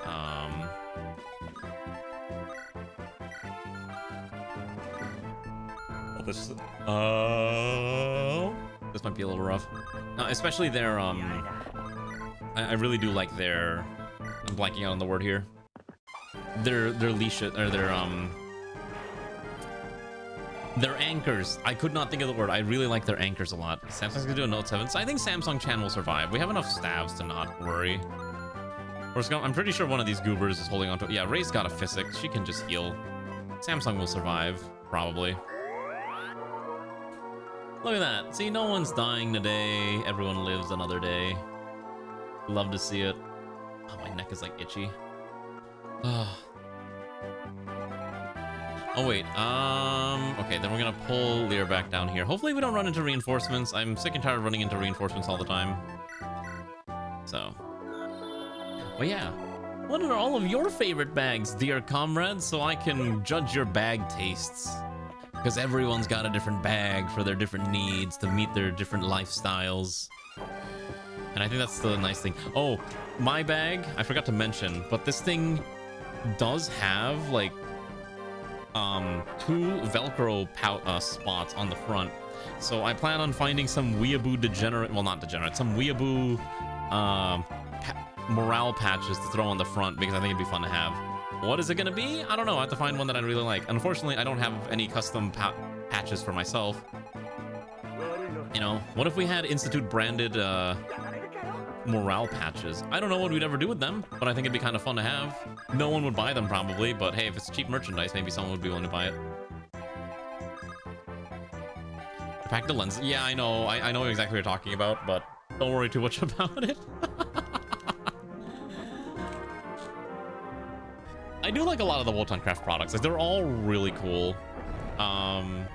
I saw that they have a special one that's designed for bicycles too, and I was like, that's super sick. I don't know what a Brompton bike is, but they have a lot of the other things that you can kind of like saddle pouches and all that stuff. I'm like, that's super sick. I'm like, I'm half tempted to get one for myself, but probably won't. So, oh my gosh, Samsung is really getting deleted here, huh? I think it is like some kind of foldable bike. Yeah, I don't have this Brompton, but they do have generic bike products too. Like if you wanted to have like a bag that you can slap on. This really depends like what your needs are. I think that's ultimately the thing with when it comes to bags. Like it's a good way to express your individuality, but it's also a way for you to have to look through and find what meets your needs, because everyone's got different needs when it comes to these things, right? That's why I was like, oh yeah, this is what's gonna meet my needs versus this is what's gonna meet someone else's needs. Everyone's got different needs. These things actually hurt Havel quite a bit. Havel actually doesn't have that much damage, which is really funny. Havel's damage has kind of started to fall off, so it's a little bit of we're running into that issue. It might be, yeah. I used to go biking quite a bit. I have not gone biking in a decent amount of time, and I'm considering getting back into it because it's a pretty healthy activity to do. I think one time I biked like some good... I spent like 2 hours biking like... I want to say like almost 20 miles just because I was like, oh, there's this trail here. Can I bike it? And I was like, yeah, I can bike it. At the same time, it was just a very long bike ride and it started to rain and the trail alone was already like 5 miles from where I was, maybe 2 miles. And then I had to bike the whole thing. So it was an experience. There was also a lot of hills that I couldn't handle. Wow, Z Opposer's level up. Why? Never mind, Z Opposer's maxed out a lot of stuff already. I need to murder the caster. And Lear's out for blood. Fantastic. I love having an anime protagonist as our main character who's got the power of friendship to defeat all threats and foes. Super balanced. But yeah, so I can tell you exactly, like, my bag journey basically started with TomTalk when I bought a bag for me to take to Japan in 2020. In 2024, when me and Ray went to Japan for the first time, I bought a bag because I wanted to carry a lot of stuff with me as I'm going about, but I needed to, because my daily carry essentially needs to contain battery bank, maybe a Kindle, and like maybe a charger, a small charger in case, and a few small knickknacks that I end up getting usually. And I really like the TomTalk bag. Like, it had a lot of organization. Okay, I will say, the one thing I don't understand about a lot of these bags is so many people are like, so you can fit a Nintendo DS in here. I'm like, but why are you bringing a Nintendo DS with you? Like, do you need to fit a Nintendo DS on your day bag? And that's the part that always confuses me, because I'm like, this... I would feel so uncomfortable having a Nintendo... No, sorry, not DS. A Nintendo Switch in a bag, because I'm afraid, like, just moving the wrong way is gonna bend the thing in half, which actually the more I think about it doesn't really make that much sense considering how how people stuff iPads into bags all the time and it's generally fine, but I feel like way more uncomfortable with stuffing a Nintendo Switch into a bag like a sling bag that a lot of people tend to do. That part just makes me uncomfortable. I have no idea why. I think this group can wait a bit and we'll just pass a turn. DS and a Switch. I think a lot of people would love to have a DS again. You know, there's a really cool emulation device out there if you really want to have that Nintendo DS experience again, called the Ainthor. And I may or may not have bought one for Ray, maybe one for myself, but it can emulate all the way up through PlayStation 2 and even some Steam games. And it can emulate Nintendo Switch as well. So you have options, you know. Yeah, exactly. Like, my concern was like the Joy-Con sticks. That was the big part. So I think this is a secret shop. You don't need this. Give me the fire emblem. Where's the member card? What's in the shop? Ah, brave weapons. Shoes. Okay, wait, hold on. I think I actually just buy one of each of the brave weapons. Yeah, I think I don't know if we're gonna need these, but I think the brave weapons are way better than the other stuff that we're gonna find. There's no brave sword. It's kind of disappointing. So there's no brave bow. It's a little sad. How tragic. Alright, we can rip through this. How do we delete these enemies? Yeah, we do need braves. So I bought one of each one, and also that. I'm gonna hope that's enough. It might not be, but I gotta find a way to kill these things. These things are annoying. These things have 30 strength. Goodness gracious. Oh, it hurts. Well, she tried. Oh, wait, she actually did a lot of damage. Wait, what happened? Did you trigger Corona? She might have triggered Corona and I didn't realize it. I gotta pee. Let me see.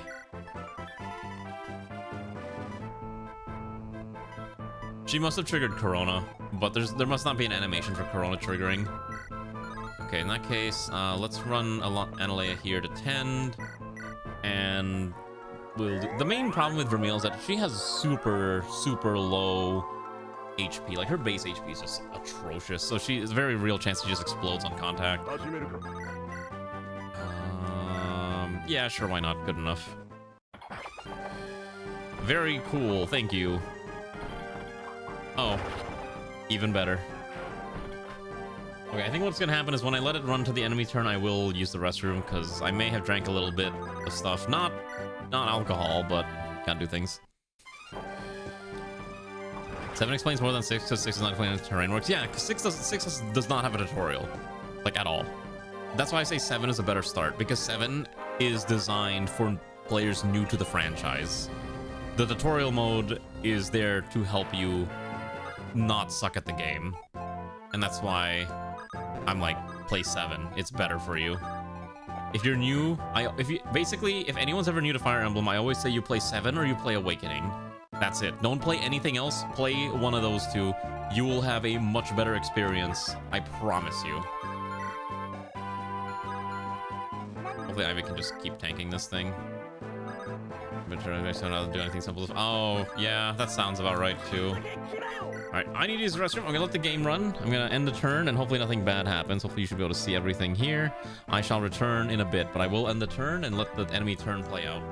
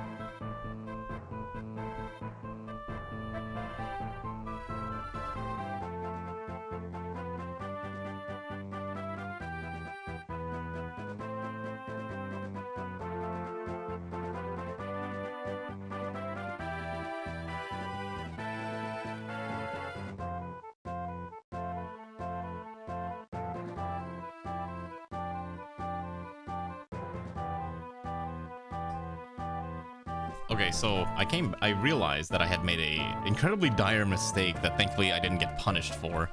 So I thought when I moved a character here, I thought I had moved Ivy. No, I moved Tabitha, and she has no combat ability, but amazingly enough, she did not die. So I am very, very happy about that fact that she survived and didn't get immediately murked by my own ineptitude. So good job, Ivy. Or good job, Tabitha. You didn't die. Let's let Ivy take tanking hits, please. So that was a bit of a mess, wasn't it? So, anyways, what was I talking about before I left? Played 3 houses and be gay. I forgot you can be gay in 3 houses. That is an option, right? Or I know there was a few other ones you can be gay. I know Fire Emblem's been adding a little bit more of those options, but considering he keep hoping that they're gonna be done doing Avatar characters, it might not happen as much anymore. But I know they've been doing a pretty good job of just trying to differentiate, like maybe not have characters be restricted, like maybe classes aren't as gender locked. Because for like the longest time, for example, Pegasus riders were always female characters, and they changed that when Fire Emblem Fates, everyone's favorite game, came out, and they're like, you know what? Dudes can be Pegasus riders too, and so they allowed dudes to become Pegasus riders, and everyone was like, whoa, there's a dude that's riding a Pegasus, that's so different. And then, I mean, it was different, so it's exactly what they said. Maybe can Yawahar get this kill? Oh my goodness. I feel like, how am I gonna get this man any EXP? You know what? I feel like he just has to take the hit. He's just gotta succeed. Because otherwise, like, he's not gonna be able to get any EXP at all. I think he just has to go in and just get the hit. Just kill it. I think I just have to coin flip him. I don't want to coin flip him, but I think I have to. You know, just, if he didn't, screw it. Oh, okay. He refuses to become a failure. Okay, come on, give me, I want to see a full row of 1s. Okay, speed and skill is fine. HP's fine too. Okay, so maybe Jawahar, I don't know how to pronounce his name, is trying to redeem himself. And I'm pretty sure I could just park. We're almost done with this map, surprisingly enough. Like, this actually was not that bad of a map. So, it is nice that Fire Emblem does have that type of thing now. It's like, oh yeah, all these different genders can be all these different characters nowadays. It's nice. I will still say though, Fates still has one of the worst plot lines in any Fire Emblem game I've ever played, and I will always never recommend Fates. I will recommend Fates like once in a blue moon if the situation is appropriate, but the situation being appropriate is very, very few and far between. Because the plot just makes no sense, and I've complained about this a million times, but everyone in that game just is lusting over the main character every single waking moment of the day. Especially your sibling characters, where they're just like, whoa, sibling, how's it going? Hey, what's that? You got something going on? Oh, you want my McNuggets? Then so be it. And so that's kind of why I don't like Fates. It's just a lot of like MC lusting, like the whole make the main character the important thing, fixing Fates storyline. I know there's a lot of those types of content. See, my solution to fixing it is just don't have Corrin. Just literally don't make Corrin an Avatar character. And so shall I. Oh, he's dead. So this man's using a light brand versus Havel with the Sea's Calling, who just instantly crits. Great. I think, oh, never mind, we win. Father, I tried. You didn't try hard enough, buddy. Should gotten some more levels. You would never be able to stand up to Havel, who's so busted. The map's over. That was it. Ah, that was a tiring battle. Tabitha, can you still sense Zwinderhell's existence? No, I'm afraid that battle let his essence escape. What do we do? I'll have to make assumptions where he'll go next. Our army's too exhausted. We have to rest. That's right, Lear.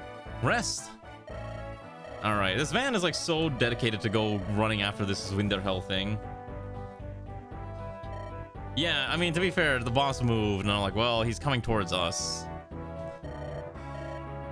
You went the distance. Mao, I'm sorry I left you all behind. It's okay. Alright, so we're continuing the plot, blah blah blah. Mao prepared for this moment. He's carrying the responsibilities far out the ones held. I'm so tired, Lear. Okay. Oh boy, are we getting more sadness? Lear. Oh wait, this is Gibora. Right, you wanted to speak to me. What did you want to say? First off, I need to know if you're ready to hear. Oh, we're gonna hear some interesting plot developments. I'm not gonna say anything if you're not ready to hear it. No, tell me, tell me. So, Zwinderhill, we're after his essence, correct? Tell me, Lear, what is our goal after we chase it down? It all depends on the circumstances. You mean you're not just gonna destroy the evil dark magic essence? Okay. That essence belongs to a dark dragon, right? Zwinderhill shares the same ideas as Kalia. He doesn't, as far as I know. What? Lear, I visited Dragon's Gate and seen Zwinderhill before. He's a dark dragon, but he doesn't give an evil impression. If he shared the same ideals as Kalia, would be dead years ago. Ah, so he's just a dark dragon because that's his element. Cool. So, assuming he's the true enemy and we're wrong, we'll be the enemies to Attendus. Then, tell me about Zwinderhill. What's he like? It wasn't much. His attitude was like a harsh mentor. Rude, cruel, but in the end, caring. He could have changed. I was young and many years have passed.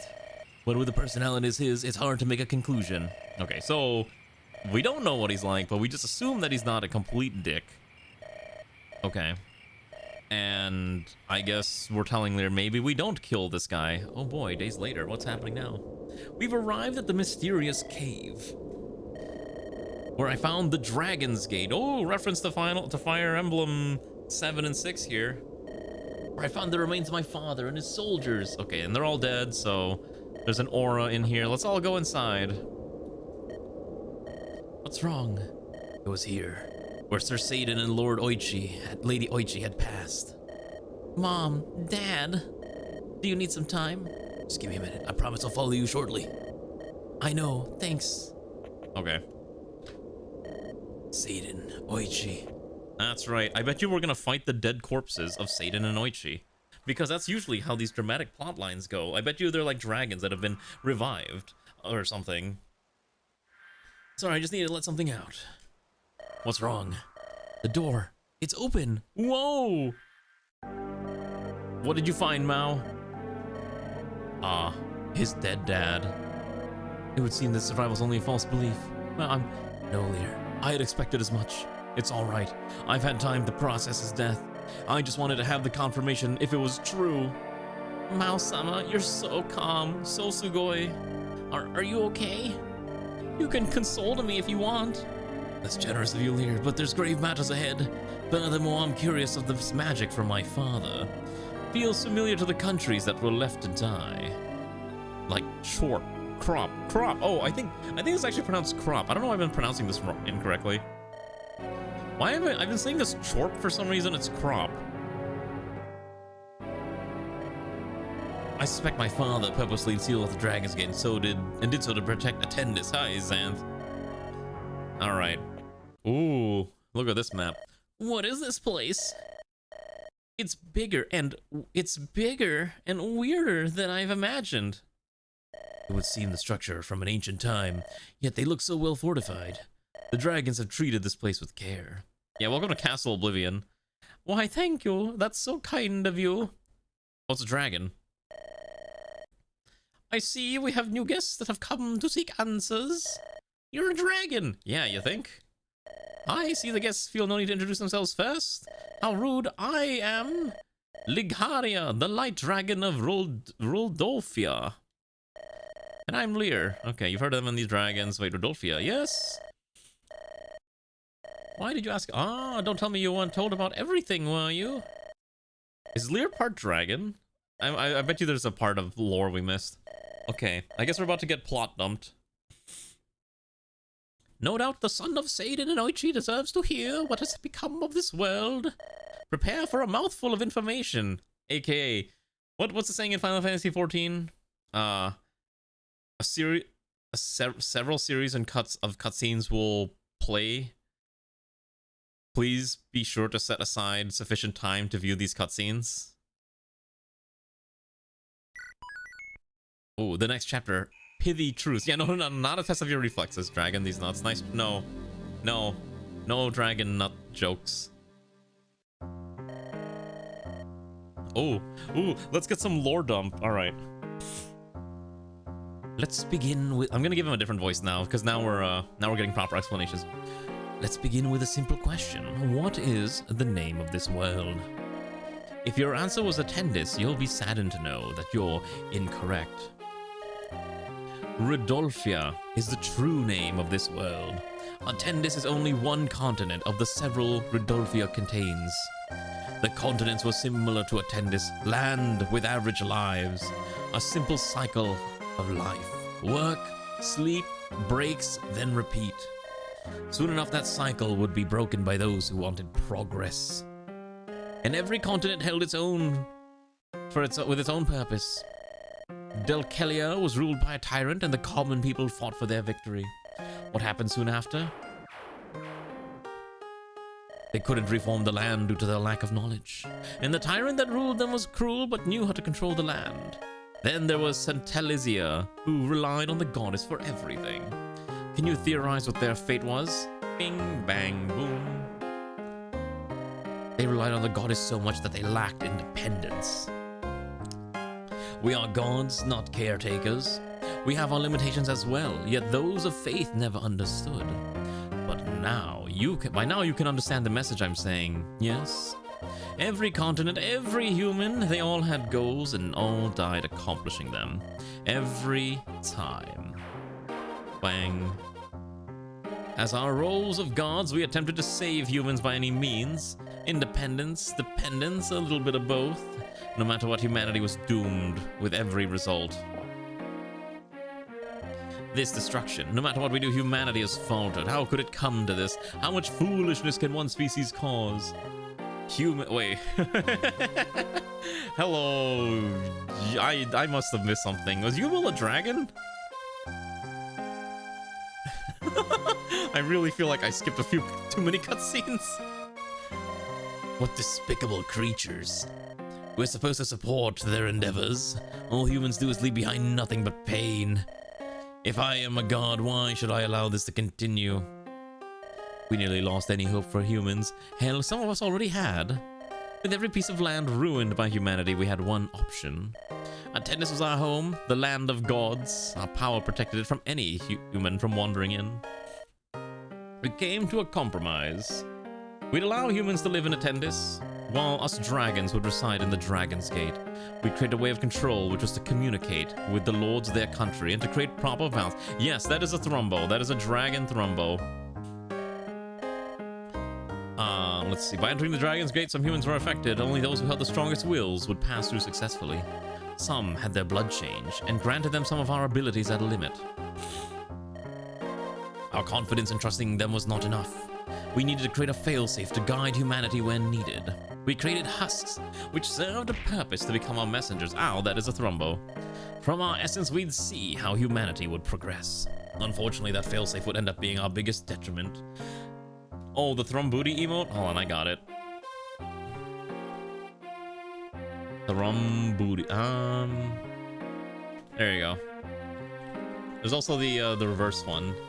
And if you have them together, they start to look like this. Which is very in sync and very hypnotic in a way. TLDR, the dragons rule the world as gods, with time and time again, human destroy self-owner dragons have to intervene. Yeah, basically more or less, yeah. Kali, I leave you to judge humans for what they— Oh, this is the young child of the person, the young version of the person that we were killing earlier. The evil, crazy witch lady. Seek what will let humans succeed in life. Yes, I shall do so. Zwinderhell had created his own husk with his own ambitions. Instead of a messenger, he sent his husk to act as a judgment. The husk was to live among humans and then lead them to success. However, due to Zwinderhell's dark essence, it grew dark emotions. And after realizing what Zwinderhell had done, he killed the husk immediately. Or so he thought. The husk killed Krell's queen and took her place on the throne, and used Zwinderhell's essence to disguise herself and fooled us the people. She saw dragons as the enemy and sought for our death. With Zwindahel's essence, she knew how to access the Dragon's Gate, and though it was sealed off, she knew it was only a matter of time till the seal that protected us would wear off. Hello, Zinfadave. And once it did, she struck her first victim, Ziada. She took the life of Avachi and then Domrak, and suddenly she left before striking me down for some reason. Before I knew it, my friends were all dead. Okay, wait, so you got struck down too, but you're alive? Zwinderhell has been spared, but he is not in control. Our Dragonstones have weakened over time, but Zwinderhell's has passed its time. He knew the consequences of a war dragon, so he hid himself in the land you now known as Rodolphia, or at least on one of the continents. We don't know what he's doing, but he's chilling. And there you have it. I told you everything you need to know. Satisfied. That's a big lore dump. No, he was the one the dragon, the Husk Queen spared. The other dragons fled into hiding. Ah. I don't think I can process everything. Yeah, we'll skip the rest of this. Have you not been listening to anything I said, boy? Humans have failed time and time again, no matter the situation. I won't allow you to act when you fail and cost the land its life. So what are we gonna do? Stand here and await our deaths? Yes. I will protect you from yourself. Go back to Attendis and I will seal the gate forever. Okay. I'm kind of skipping the cutscene now because the lore dump was kind of interesting. Your faith in humanity is now being judged more than ever. It is, I'm aware. We won't back down. We'll complete the test. Save Attendis and maybe Rodolphia. All right. Ah. Oh. He's about to use his dad's tome. My full strength is within your control. Mao, you're certain? Your faith, your will to live. I always admired it. Wait. Are we getting Mao? Wait. Yeah, get a sealed hope, a sealed gate, a hope within the sealed gate, a sealed hope, one could say. Hold on. Do we actually get Mao? Wait, Mao's not on the recruitable character list, which is why I didn't put him on the list in the first place. Is this guide incomplete? Oh my gosh, I think this guide actually might be incomplete. I think we actually do get Mao.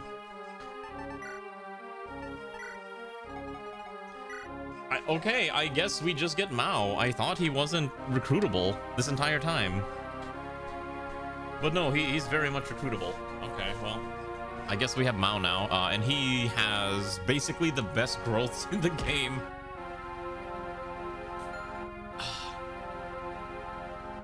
I feel like we should replace him with a viewer character. We would all agree that he should probably be replaced by a viewer character, right? Is this weapon a personal tome? It is a personal tome. Okay. All right, let me pull up the character. God, yeah, I didn't expect another character to have to be introduced. All right, but since he's auto recruited, I think this does justify we insert a new character. Okay, so Mao. All right, let's see. So he does come pre-promoted. He's a sage. Whoever gets Mao is more or less getting some of the best things. Did you submit a character, Ziryu? You haven't submitted a character yet. If you submit a character right now, you can have it since you don't have a character yet. Okay, I recommend you submit a character. Do you know how to do it? Or I guess we can all build it together. There's a thread on the PME channel called PME3 character submissions, and that's probably where you have to go. I will say I recommend you pick a caster class is my guess. And you will have access to this personal tome. So, and I'll retype it if I have to, because right now it's an anima tome, so I'll probably swap it to something else. Drabible, Royal Blood only. Magic and speed plus 5. Wait, this man's kind of cracked. Wait, hold on. Blue Flame? Don't really care about that. Solidarity and Opportunist. Wait, this is insane. Wait, this is basically not Vermeil. This is just Kyomi's kit. This is just Kyomi's kit, but just on a better standard individual. Also, holy moly, we get 17 characters. You don't know how to. Okay, so look at the thread called character submission info and templates. Scroll all the way up. There should be like a small template you can copy paste, and then you can figure out how to make a character. So you do that while I figure out who I'm bringing onto this map, because this is so. Like, did you get 17? Okay, who are we actually taking on this? I think we should bring... I guess we bring Logger back, right? I think Yawahar is just not viable at all. I think we bring... I want to say we could bring... Zickman's okay. Maybe Zickman's already fallen behind quite a bit. Maybe we do need to bring Zickman along. Helena might be not a bad axe user, but we actually have a lot of axe. We got 2 primary axe users, a few... So we have a lot of lancers and swords. I don't think we bring Zickman and Samsung at the same time. I think we bring one or the other, but not both. I think we bench Samsung. Let's take Logger back out, because Logger's actually not the worst thing to exist. Although he has fallen behind. Maybe we take Gina. This character is so weird. Assassinate, double attack before countering, Fortress Defense to be super tanky, and Adept as well. I guess we'll try Gina. I think Sonic remains benched for now. Could take Gibora. Let's see, what do we got? We're fighting the weird shadow things again. Ugh, I hate these things. What else we got? A lot of casters, a lot of husks. Yeah, we're nearing the end of the game. Hidden room. Oh, we are fighting dragons. Oh. Stat inflation.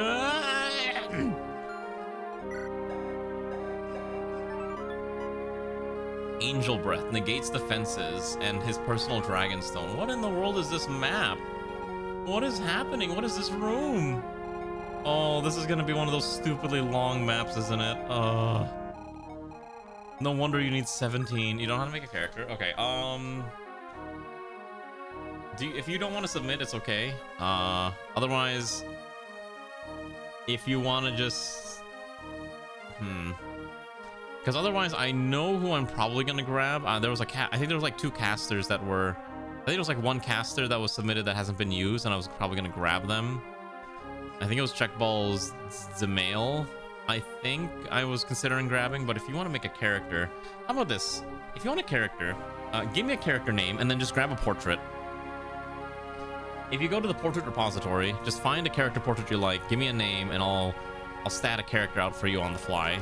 Which, honestly, it might just be the same character, but I'll just adjust the growth rates to match, and it's probably fine. We don't need to make it super complicated, but I do want it to be at least a caster. And we, surprisingly enough, we only have like 1 sage, so maybe having a 2nd sage is not the worst thing. The game has not exploded yet, surprisingly enough. I am pretty good at making things not go kaboom. I'm not that incompetent, surprisingly enough. I actually am competent at times. Yes, sirree, I am good at video games. Oh, sorry, I'm like sniffling.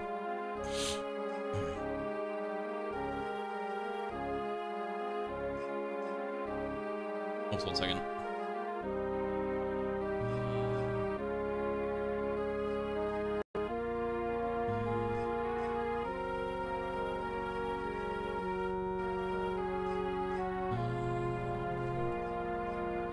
Okay. Oh yeah, there was a huge lore dump that was kind of relevant, I guess. Basically, we're getting told the backstory of like all the dragons and whatnot and all the shenanigans that were going on. Alright, so in that case, why don't we see who else we're taking? Where to find the portraits again? Okay, hold on.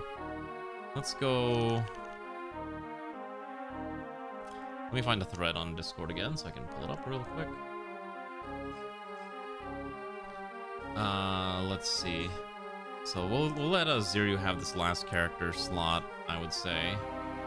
So I would recommend you go here. You pick a go to the portrait. This is the portrait repository. Just pick something.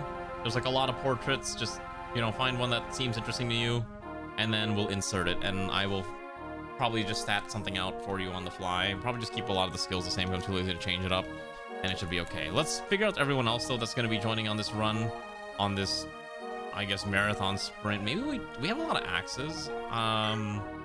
Unironically, I kind of want to take a Ronnie, because the Ronnie's kit is so funny. But we already have Ivy. Maybe we take Gibora. Gibora with thieving might be useful. Let's see, what can we steal?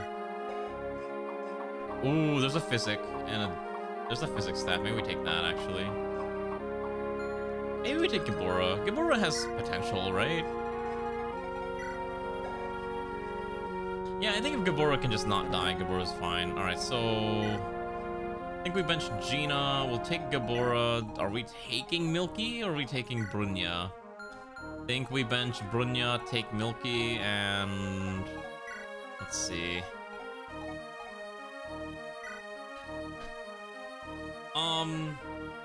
I recommend you make a post on the character submission thread and just be like name and then paste the portrait.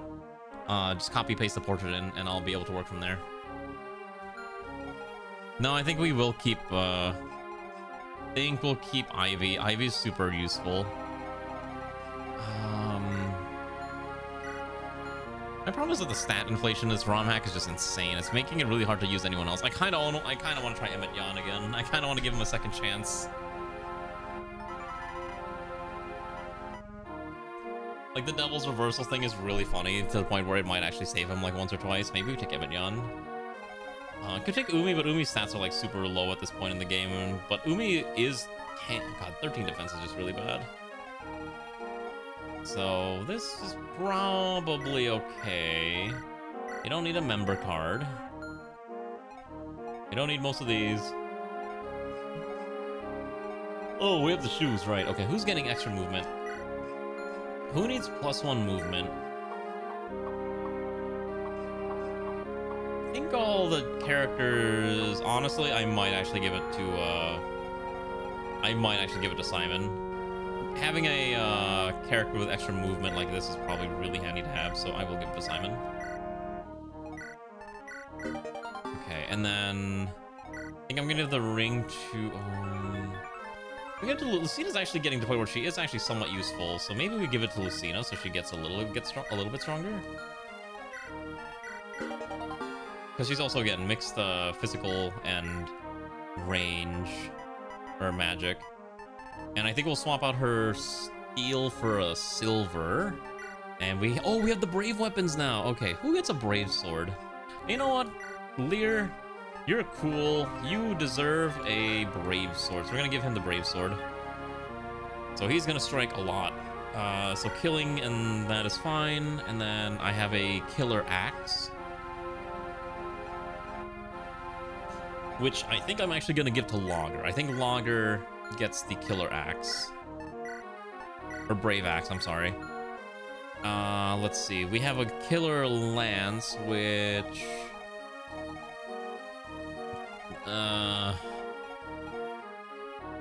or brave lance. Okay, that's the problem. Who actually comes along on this?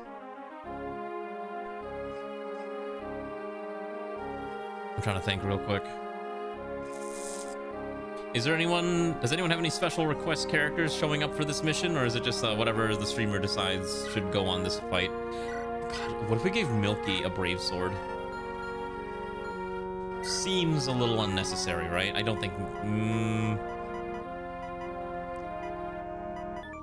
If we give her a brave sword, there's a very high chance she does actually get a chance to double, which doubles his chance of proccing Assassinate, so maybe she should actually have it. I think she actually should have the brave sword and not Lear. I think Lear's fine with the silver, because he has a high crit chance anyways. Xanth, your character is Darcy, right? We've been running Darcy. Darcy's been getting better. So Darcy's actually, like, becoming viable. Great Shield has procced more times than you would think. And it's actually saved Darcy a decent amount of times, surprisingly enough. I think we'll take Gabora, but again, Gabora's a little risky. I will swap that ring, though, to Darcy. Yeah. I'm just trying to figure out how I'm gonna use Gabora. You did wrong. Let's see. What'd you do? What'd you type? Let's see.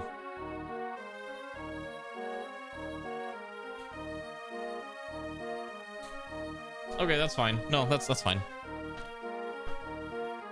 Okay. But you gotta paste the portrait you want. Okay, in that case, I will go edit the ROM right now to insert your character, and I will edit the spreadsheet as well. Don't worry about the rest of it. I'll figure it out for you. So Xena, and I know you need skill. Your skill passive will be Tomebreaker. Tomebreaker is what, 5 points? So why don't we give you Tomebreaker and let's see. So why don't we give you Tome Breaker and something else that's 5 cost? What else is a fun 5 cost skill? Glacies? I think Glacies might be fine. I think this character does have really high base resistance. So yeah, why don't we give you Glacies and Tome Breaker? That's what we'll do for your character. Let me throw that on the spreadsheet. So we'll make you a sage, so I don't have to change that. Female, light. We'll give you Tome Breaker and Glacies, and then let's give you. Does it even matter what we give you for your boon or bane? Probably not. I think we just bane strength and we boon. I think we boon luck probably. Sure, luck. Or yes, I think we boon luck, bane strength for you, and we just have to hit. We have to hit 100. We have to hit 330. You already capped out magic skill and resistance, so I think we just drop those at 0. Because your bases are stupidly high anyways, and then everything else we can kind of crank up. Maybe 50. Mao. Oh wait, Mao's already level 100. It doesn't even matter what you give him.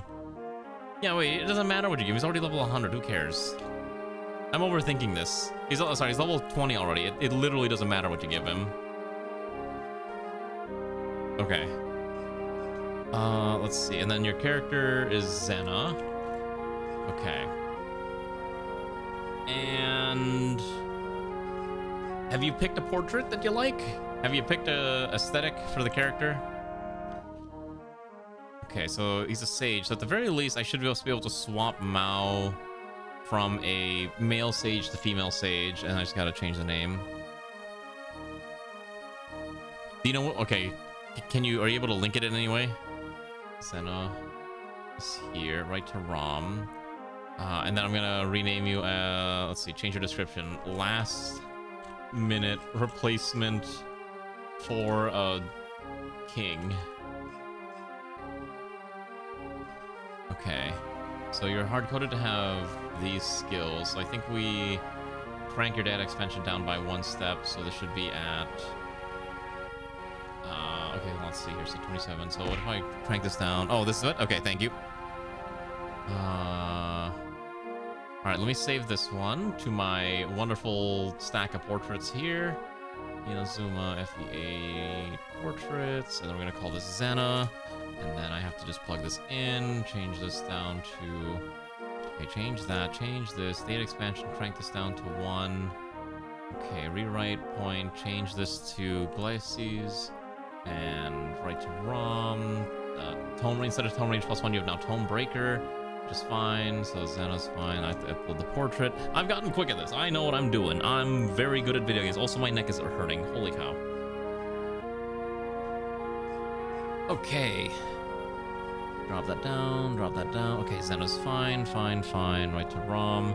Switch this to light affinity. Excellent. Okay, and then I basically just have to reduce your strength by 3, increase your luck by 3, probably near caps it, and then we can kind of just leave the rest of it the same since you chose a mage, which means I can leave it as a sage. Perfect. Alright, so all I have to do is... we're gonna save the game, and then I'm gonna reload the ROM.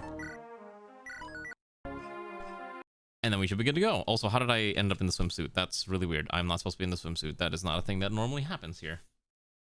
But this is not a swimsuit stream. Some VTubers may do that, but I am not one of those. I will not become one of those individuals. Also, my neck is really sweaty and it's really weird. Give me 1 second. I'm like trying to mitigate the sweat. All right, comrades, who's ready for this wacky, tacky chapter? Speaking of weird things I saw on the internet, by the way, I saw that, you know, there's this one Chinese game where it's like almost like a visual novel, but it's like a Chinese drama thing, right? Where you get to see, it almost plays like a movie and you make like decisions every now and again. Apparently the game got Ludwig as an actor, appearing as like the one white character in a game movie featuring only Chinese characters. And that's the funniest thing ever. Real, I'm in a very Chinese point in my life energy.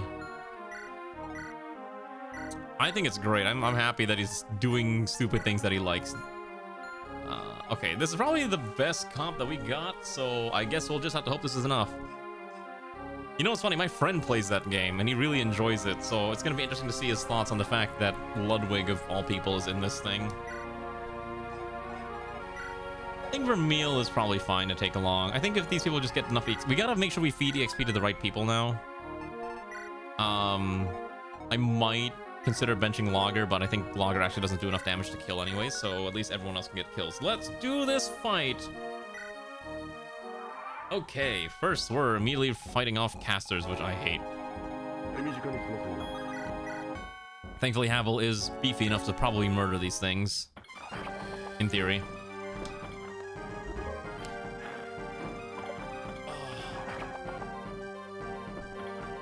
I'm sorry, I'm like my neck has gotten really itchy. Like, I don't know what's going on, but like my body's been itchy recently, and part of it might be because I'm still recovering from my...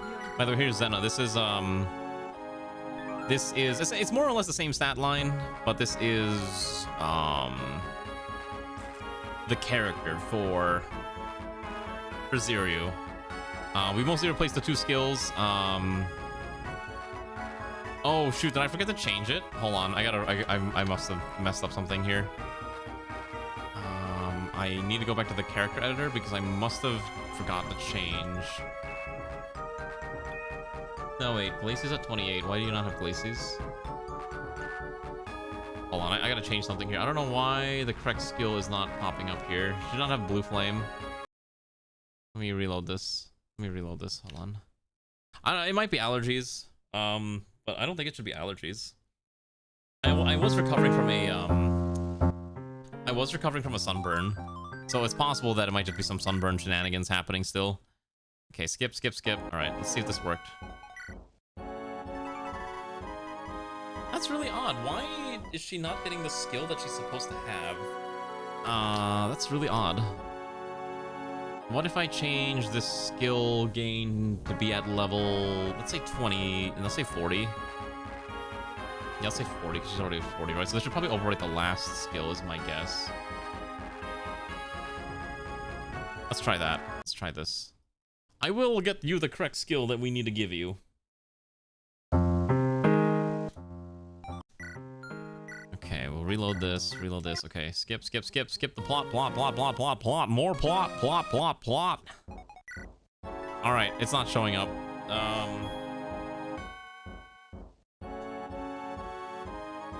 I don't know what's going on. You should have the skill, but I wonder if your class is like overwriting the other skills, which is probably the only thing that I could possibly consider. Because you are a sage who does, and sages do get shove an opportunist, but Blue Flame should have been replaced already.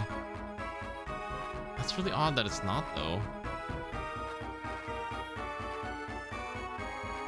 I wonder why that's the case.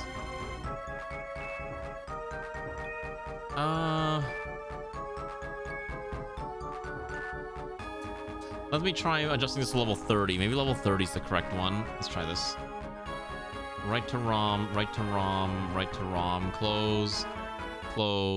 If it doesn't work, we'll just continue because I don't want to keep delaying this. I want to at least try to get through this map.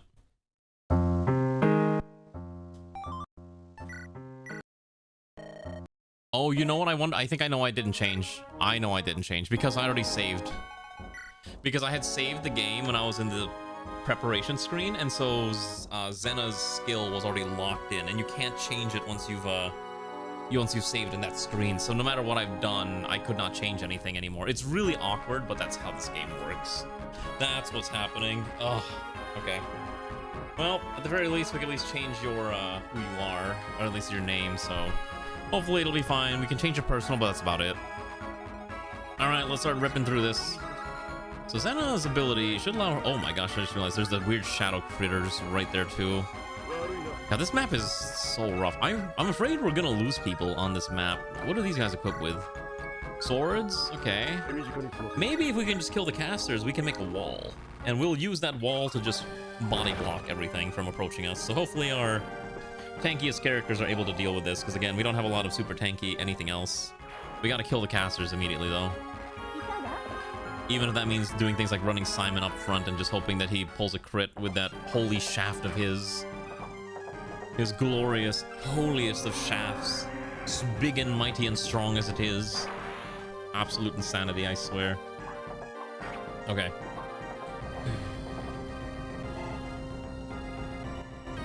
Anyways, who's excited for... Oh yeah, so I forgot to mention this, but I think I did talk about this before, but I am gone next week, right? So what's actually happening is me and Ray are attending a concert in the good old land of Canada. So we'll be gone for, I mean, just for a weekend, but we gotta go all the way to Toronto, and that's gonna be a lot of fun. And you know what's crazy? They finally opened that stupid bridge. So they were working on a new bridge between Detroit and Windsor, Canada, for the longest time, called the Gordie Howe Bridge, named after famed hockey player Gordie Howe. And this thing was like in perpetual limbo for forever, right? And it was in limbo because there was a dude who owns the other bridge that connects Canada and the US together near Detroit, and he was basically lobbying forever to prevent this bridge from ever being made, because if it got made, it would cut into his profits. Because this stupid bridge charges like $11 per crossing. The new Gordie Howe Bridge that just opened is charging $6. And I'm like, why would I ever use the other bridge if the Gordie Howe Bridge is just way cheaper, right? And it's also just way better for me and how I travel. It's actually just insane. Gotta hate these people who are like denying, you know, actual usable infrastructure because they want to hold, you know, they want to maintain their stranglehold over cross-border traffic. Yeah, it's finally they finally opened it, but my understanding, and this is a little political, is that the owner of the original bridge, the Ambassador Bridge, basically paid a certain someone's political campaign to delay the opening as much as possible by creating beef with Canada. It is insane how, like, this bridge was supposed to have been open like months ago this year, and it only is now open. Like, we're finally free. I don't know, I'm just a little annoyed that it just took this long to finally crack open because of a certain one person basically saying, but you didn't pay us. And I think basically they were saying, hey, if you gotta owe us. I think basically what was happening was that a certain administration was trying to tell the Canadian government, hey, you gotta pay us and give us part ownership of the bridge, even though the bridge was fully funded by Canada. Anyways, I'm just a little miffed that this thing took so long to work, because I hated paying for the bridge, and now I'm willing to pay for this bridge, this new bridge, the better bridge, the super bridge. Ugh. The price of progress for public infrastructure projects is just insane. I'm just glad we have it. All right, let's continue. But yeah, I'm gonna be taking that bridge on my next drive there. It's gonna be beautiful. It looks really wide. I think it's almost like 2 or 3 lanes in each direction. And I'm like, ooh, it's gonna be such a nice ride. I think Darcy might die. I think I might have put Darcy in a bad spot. If Darcy dies, I am so sorry, Xanth. This was not my intention. Oh, he's got Savage Blow. Oh, I forgot about that. Yeah. Let's see. Darcy might explode into a million tiny pieces. We'll find out soon enough.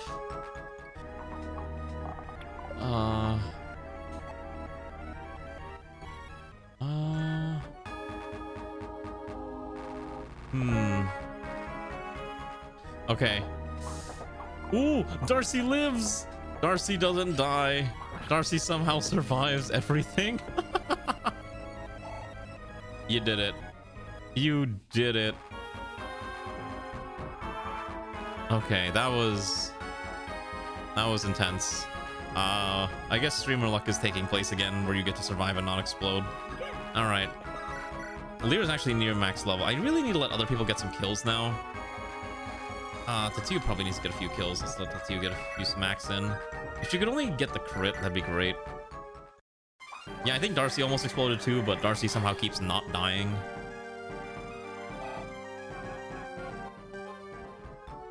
Give me 1 second.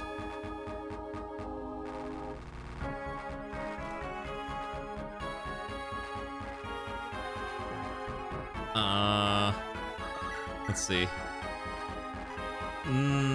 Okay, maybe we should heal Darcy. Yeah, we should probably heal Darcy.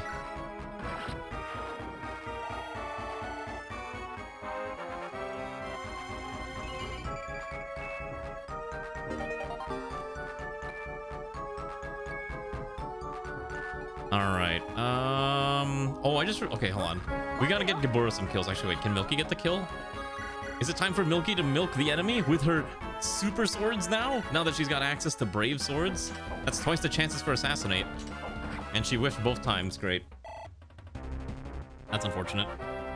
I had high hopes for Milky Blade, but... God, I forgot she has her own custom battle music. Oh, this character's so dumb. I gotta smack the other one in the back. Like, the thing is, because all the enemies are max speed of like 30 and our characters are max speed of like 30, we really cannot get doubles on enemies. That's kind of why you're kind of forced to get these. You're kind of forced to get brave weapons to even double at this point in the game, which is interesting.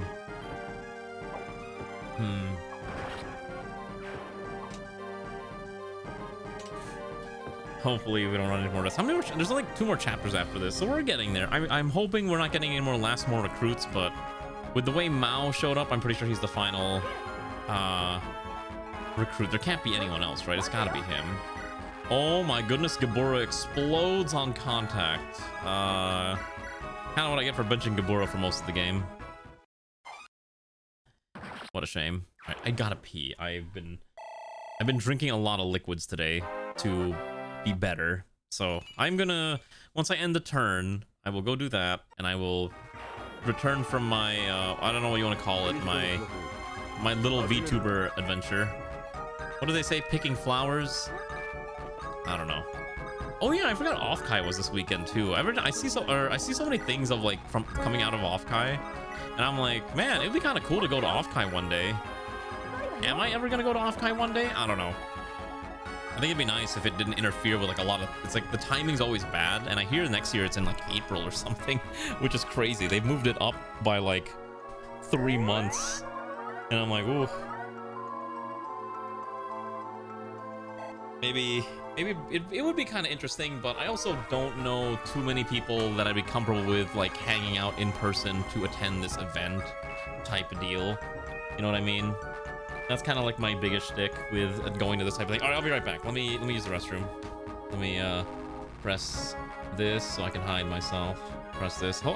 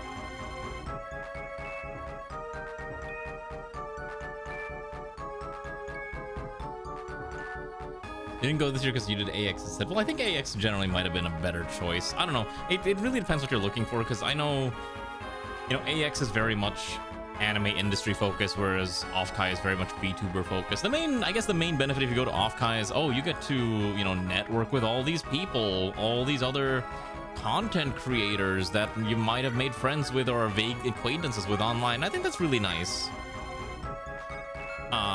And I think that's why a lot of people, like, I don't know. I'm not gonna lie, I don't have too many friends in the VTuber space. I, unfortunately, have kind of kept myself in my own little corner of the world for a long time. I don't think that's a very good thing, and I've been trying to maybe hope that I can get into more networking and socializing, but socializing is just really hard when you don't know how to socialize, right? And it's like, that's kind of the struggle that I perpetually run into. So, it's a little tragic, but alas, that's just how it be. Holy cow, this thing actually hurts Ivy. Ooh. That's a little nasty, actually. Well, as long as Ivy's not dead, that's what matters, ultimately.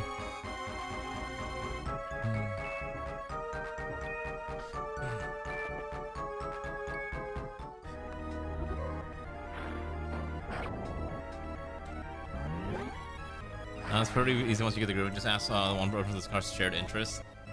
Am I gonna find someone I can discuss shared interests with about trains, cameras, and World War II history? Actually, don't answer that. There's probably a bajillion people who are exactly like that.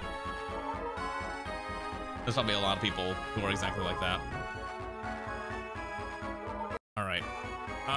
Let's see if Milky Blade can get a kill. Ooh, yeah, sure, why not? Come on, I'm hoping Milky Blade can get an assassinate. There we go.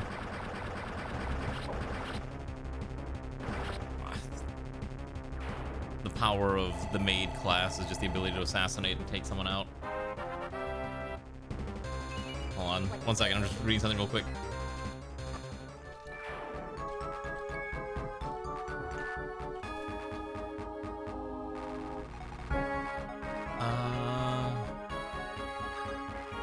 But yeah, there's always gonna be someone who's like that.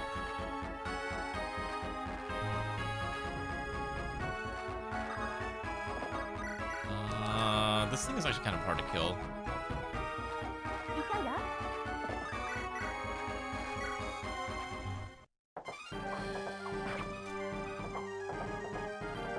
So I don't know. I think it's one of those things I'll consider, like maybe one day in the future, because every time I've seen it, I'm like, wow, this will be cool. I'll go 1 year, and I'll just never go. Part of it again is that a lot of my travel is consumed by me having to go, you know, visit Ray all the time, so that's why I am unable to attend a lot of these conventions, and I primarily stick to local cons because that's just what I can afford to do without flying. It's a lot easier to be able to drive to a con. I will say it'd be nice if they decided to start making cons that, oh, I don't know, in the US, in the Midwest would be kind of nice. Throw a few VTuber cons in Texas maybe, or Illinois, or maybe not any of the other states because the other states are evil and you don't actually want to go to Indiana. Indiana would be the worst place. Don't go to Indiana. Indiana sucks. I will complain about Indiana till the day I die. I will never let Indiana think it's a good state. It is a mess. The only good thing about Indiana is that Indianapolis exists, and that's where our Gen Con takes place. Trains, cameras, and roller history. Exactly! It is mostly a lot of VTubers. God, this is too many units for this map. just corn. It's corn and sadness. It's a lot of sadness in there.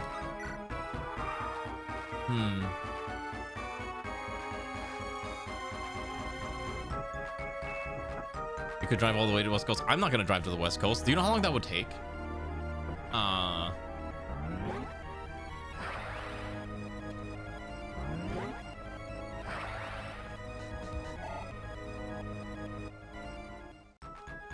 I'm kind of curious now. How long would it take me to drive to LA? From where I live to, let's say, the Los Angeles Convention Center.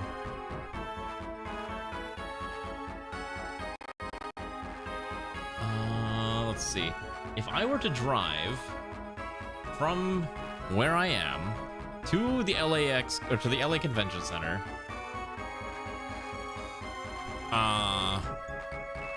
it would take me 29 hours of driving, so that's about 3 days of driving, realistically. You could probably do that in 2 if you were insane, but I would recommend that. Okay, let's see. I need to let Peltier get a few more kills if I can get... Because Ivy's already got a bajillion kills. Someone else needs the kills, too. Darcy, maybe, should get a kill.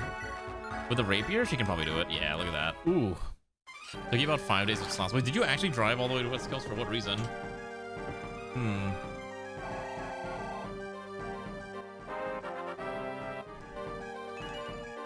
Route 6. Oh, you were doing the historic Route 66? Okay, wait, that's kind of sick, actually. Route 66, that's a cool drive. Never mind, that's sick. Good decision making. That's some cool stuff, I say. I'm pretty sure Havok can tank a few hits. This map... The problem with this map is I don't think you actually need this many units to rip through this. Who's been Ivy killing? She has low mag. No, Ivy's got pretty decent mag. I think I fed her like 1 or 2 boosters, and on top of that, obviously, when she's being attacked, she's got +8. So when she's being attacked, she's got +8 damage. So her mag is kind of she's not killing on player phase. She's killing on enemy phase, and she's doing a really bang up job of doing it. I realized Ray is really low. We gotta get Ray's level fixed at some point.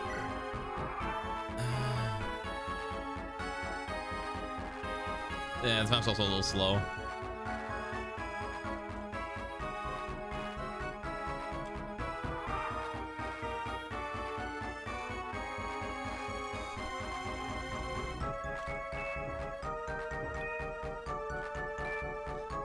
I'll say I don't know if she's a major actor. Yeah, exactly. That's why she's able to like rip through a lot of enemies, and so that's why she's just killing things.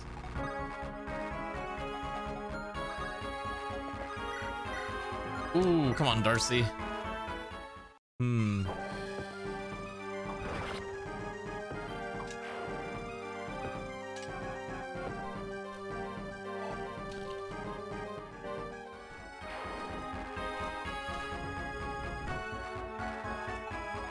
mean, at least, look, I'm just glad Darcy's not exploding on contact, which is great. Okay, let's see. I'm pretty sure Sleep doesn't get the kill here. Yeah, okay. So the main concern is, when I crack this door open, what are we gonna find? Your Berserker Valkyrie daughter. I mean, she's doing a really good job of ripping things. Look, Darcy's not, like, I think it's the same thing with a lot of the characters. Like, you need a decent amount of EXP to survive, but Darcy's bases, even though her growths were a little whack, her bases are solid enough that with maybe a few boosters, she could probably rip through things. Simon has the opposite issue where his bases kind of sucked, but his growths were just astronomical that once you got going, you got going. That's why Simon's able to be super deadly and super tanky. Unfortunately, some of the early game characters like Logger aren't nearly as strong, and Emmett Yan here, I've been trying to get some kills, but I think Emmett Yan's just kind of stuck as a guest character, hoping that he's gonna have some use at some point in the game, but that ain't happening today.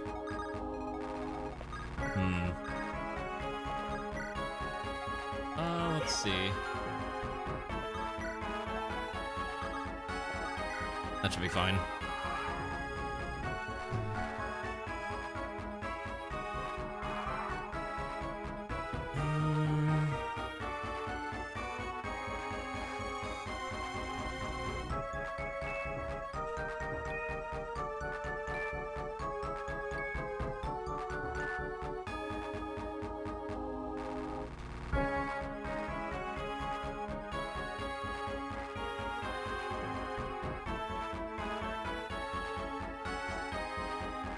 but how does leveling stat distribution work? Okay, so in Fire Emblem, the way leveling stat distribution works is like this. I'm sorry, I've been like responding to some messages on the side.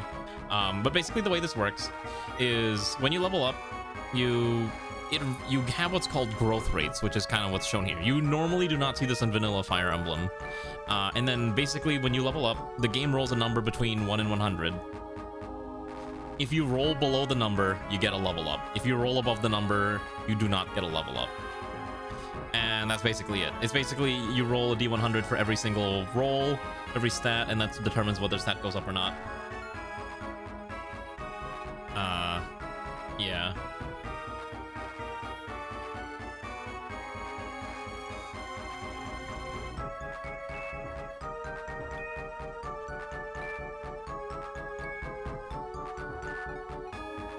All right, let's rip through the store. I'm pretty sure Gabor opens this up.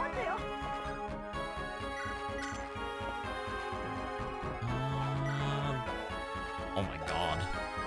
Ooh, I think we found the halberdier version of Ivy. Spectrum stance with Lance Fair and Dragon's Rage, and oh yeah, that's nasty. That's actually really annoying. I'm not sure I'm gonna kill this. Yes, your level ups are basically straight RNG. I know it sounds really dumb and annoying, but that's just how the game has always operated. There's ways to manipulate RNG so you can get a higher chance of getting a level up, but those are not as common to use in a lot of things. And there's items that will increase your growth rates as well. That's why growth rates are generally important when people start talking about like, oh, how's this character gonna play? It depends on their growth rates. Like they can have good bases but bad growth rates. Like for a lot of Fire Emblem, a prime example is pre-promotes usually have decent bases but bad growth rates.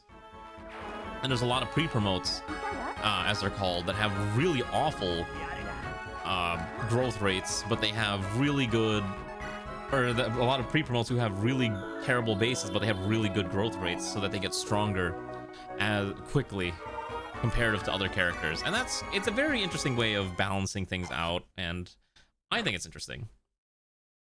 Also, my neck is like super sweaty and I don't know why. I might need to figure something out what's going on with this. Simon. Oh, I just realized Simon's not actually max level. Can Simon get the kill? Ooh. Yeah, sure, why not? Uh-oh. Oh my gosh, Simon missed a 65 twice. Healers still get EXP if they don't heal.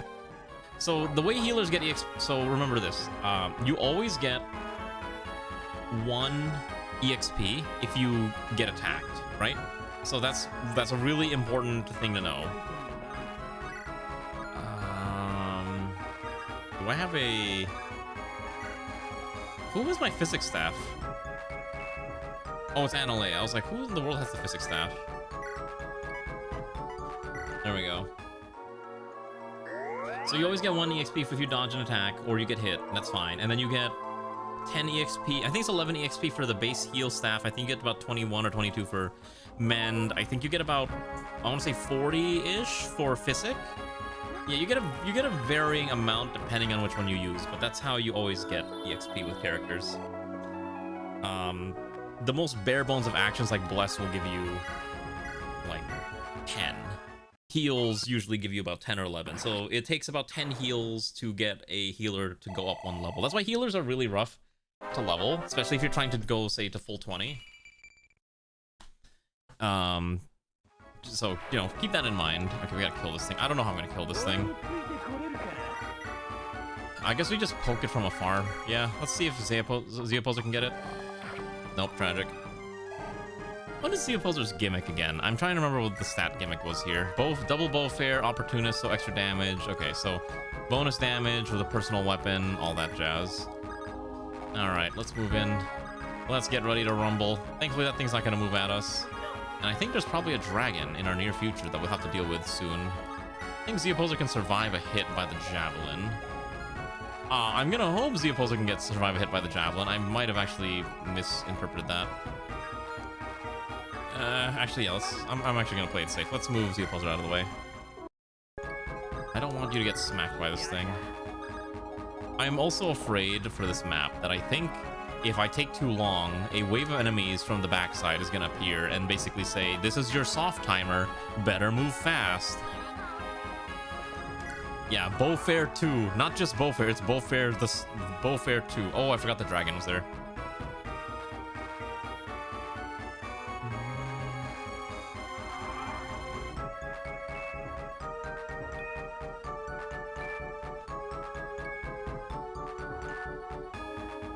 Let's see here. Wait, actually, do bows do double against dragons? Oh my goodness, his HP is broken. Whoa. He has dashes. Wait, I don't actually know how much. Yeah, he actually has dashes with HP. No, so turns don't have a time limit, but some stages have turn limits or like soft limits where they'll summon a bajillion enemies to fight you if you're not going through the map fast enough. That's what we call soft limits.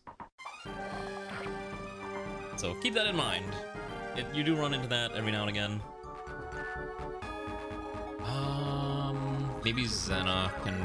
Yeah, Xena can just blop. What is this spell? Orlin's Tome.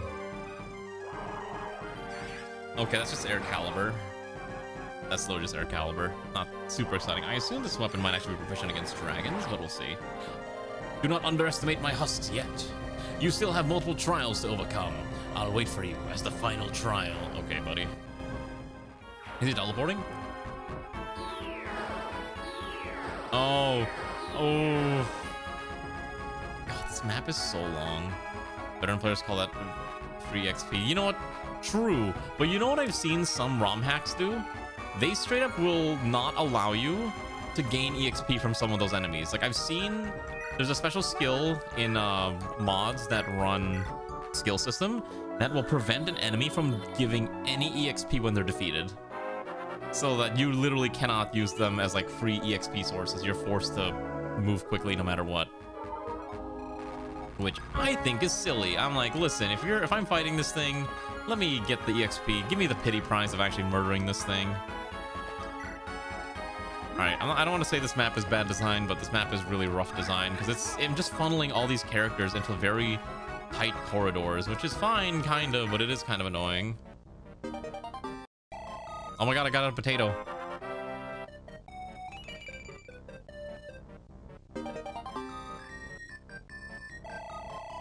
Why is Boncha Russell playing?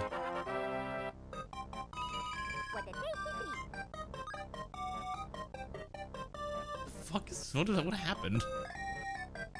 Why is Boncha Russell playing? It was a cutscene involved. It was like a support cutscene involving Milky Blade, so I assume it was probably some weird gag cutscene. Is probably what was going on. Not a bad GBA rendition. I don't want to play Undertale again, honestly.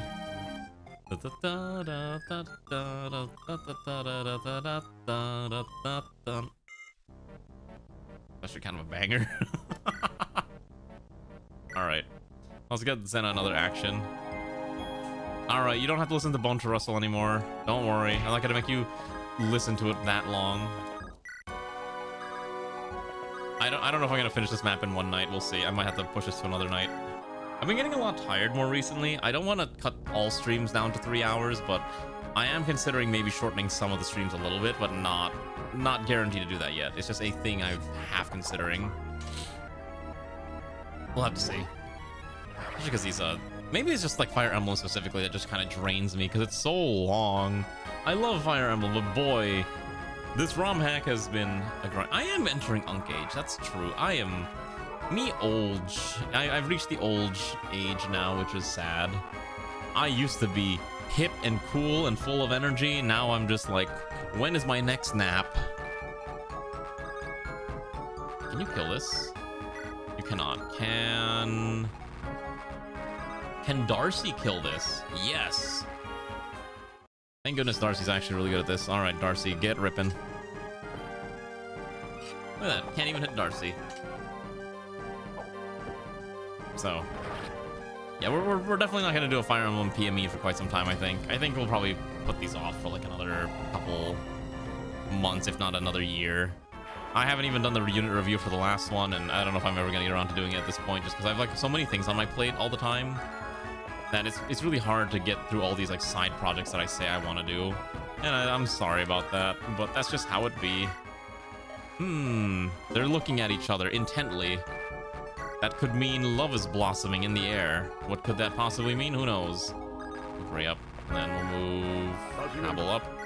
Alright, slots are filled. Let's end the turn, because again, it's just a giant death mosh pit here. Yeah, my solution to everything is let Ivy bait the enemy. Oh, never mind, they're going for Lear. Oh, I didn't realize it had an animation. That palette is just straight dark. It remains incredibly weird to see South America as one of the biggest population centers on post-apocalyptic. How much... Alright, Ranu, how much of the game have you been playing? How much Terra Invicta have you been Invictoring? Alright, Darcy, can you get the kill? Crit? Nope. Tragic. He actually dodged the hit though, so that's fine. I still have not played Terra Invicta. I keep saying, yeah, I'll play Terra Invicta, and then I just never do. It's a little sad.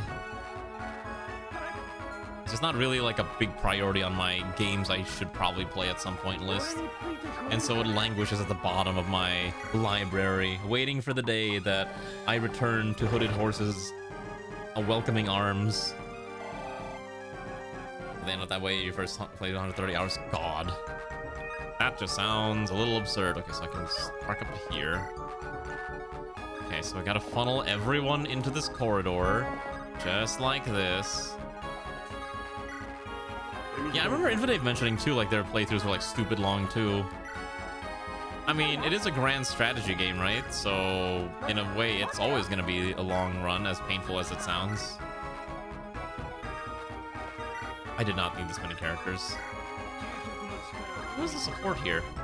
Oh, I think Teltius supports his Milky Blade. Oh, that's really odd. Huh. We'll see how that pans out. Maybe another stupid song like Bone to Russell's gonna start playing too. Because apparently that's just what happens with the supports in this game. I need something. Hi, Havel, we are winning. Your character has been a very good tank and continues to be a very durable piece of a durable anchor in our team composition. Okay, these enemies actually do have a decent chance to crit Ivy now, which is starting to get scary. Wow, even with Ivy's resistance and defense, she still gets tagged. Oh, it's doubling Ivy too! Oh no, is Ivy falling off? Is Ivy starting to fall off? She didn't even get a single stat in her level up. Oh no. Oh no. And she's already on a pillar tile too. Ooh. How do doubles work? It's based on speed. Yes, so basically there's a hidden stat called attack speed. You can see it if you go look at your double or a detailed combat preview screen. But basically it means is you get a character's effective attack speed, which is you take their speed and you subtract the difference, and you subtract the overage of the weight from the character's constitution. So for example, look at Xena here, right? So Xena has, let's look at Havel. Havel has 30 speed. Havel's weapon has a weight of 6. Havel's con is 21. Since the con is greater than weight, Havel's effective attack speed is 30. As long as your attack speed is 4 higher than your opponent, you will double. There's a few exceptions depending on skills and other things, but for the most part, it doesn't matter too much. Divine. The problem is that Ivy's weapon is actually the lightest. Divine, like her con is actually fine. Her speed is actually just really bad comparatively. Like these enemies actually do, like these mages have stupidly high speed for some reason. Especially this one. I don't know why this one was so fast. Anyways, we gotta just rip through them. I'm gonna see if I can get Lucina a kill or two, but it might be a little difficult. Yes, weapon weight and speed, but primarily speed. When in doubt, just get more speed. Yeah. Yeah, when in doubt, just get more speed, and that's usually the solution to all of life's problems in this game. Okay. We're almost there. Darcy can't reach. Emeyan and Lucina could reach. Could they get a kill? Not quite. If I let... Lear's probably gonna murder them. What if I let Ray come in and tag one of these enemies? A decent amount of damage. Yeah, totems weigh differently in this game. Weapon stats change from game to game if, for those who are unaware. Ooh, actually, can you kill this one with the Holy Shaft? Yeah, you can. Okay. We do need to get Simon a few more levels so he can start to cap out most of his stats. He's probably not going to cap out HP, but we could probably fix that with a few angelic robes. That's probably going to be my strategy for the poor fella.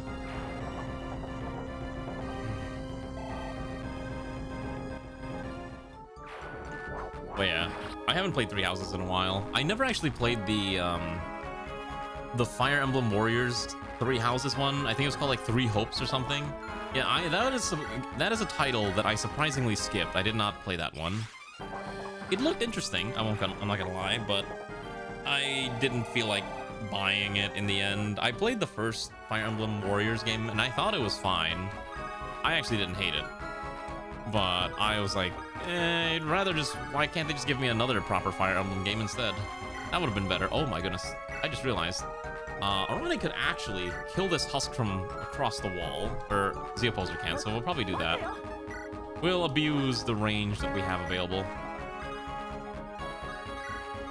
Wait, who's got a fortify? You might want to use the fortify staff just to heal through everything. Let's put you over here, and you here, and that should be good enough. Alright. We're almost there. We're getting there.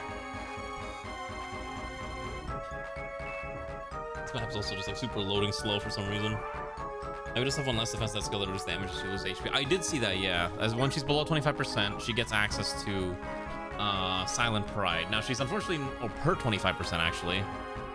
Yeah, but I'd rather just keep them topped off. It's better to be not dying. We're gonna use the Super Staff of Justice.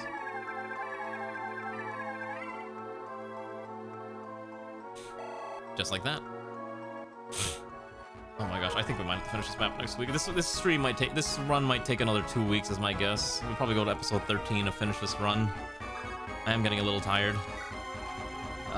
Since Ivy's topped off, we can probably just run Ivy forward and run the rest of the comp forward. I think we can just bait one out, right? See, the problem is a lot of these enemies do hit multiple tiles, so you have to be a little wary that you don't accidentally overrun and get smacked by two things. Okay, we're gonna abuse the wall and the fact that we have a super bow. So we're just gonna have the opposer just poke this guy from afar. Look at that. Look at the opposer doing things.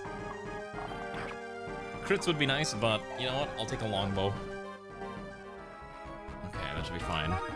Oh wait, hold on, we can dance here. Yeah, get another action. Go blast them. Excellent. Sorry, I should not have sped up. I'm trying not to speed up whenever I can, but sometimes I get into the habit of it. Poor Emmett Yan has not been able to fight in any engagement this entire run. I do feel really bad. I think Emmett Yan's character got kind of screwed by a lot of the RNG that we ran into, and there's very little I can kind of do about that. Oh, support with Haltil. A gold piece? Strange, it has a bit of shine to it. Ahoy there, you bucket of boats. My apologies. Oh my gosh. Okay, so all of Milky Blade's supports use Bone to Rustle as the support theme. Why? Why?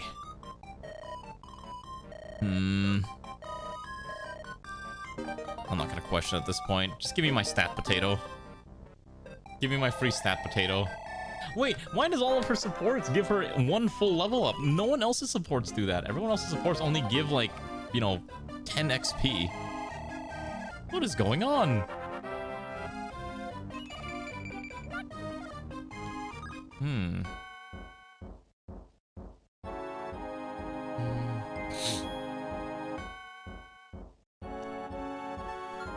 That's very interesting.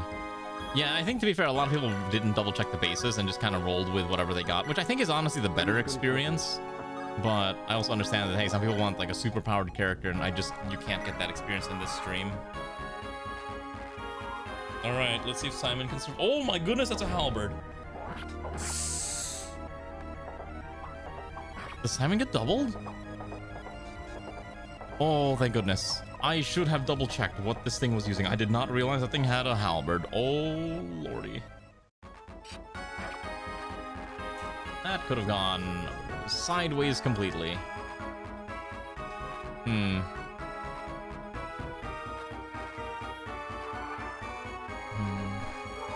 I'm not trying to get the horse killed. I'm trying to keep Simon alive, because Simon is actually a pretty solid character, all things considered, but we don't want Simon to die. My immunity from the throwing has run out. Seems like it hasn't run out, considering you're throwing things at me right now. Hi, Garm. S immunity from my throwing has run out. 33 months, that's crazy. Thank you for resubbing, Garm. How have you been? Welcome. Hopefully you've been okay. I know you've probably not feeling the best after some of the things that just happened, but I hope you're at least able to find some time to relax while you're here.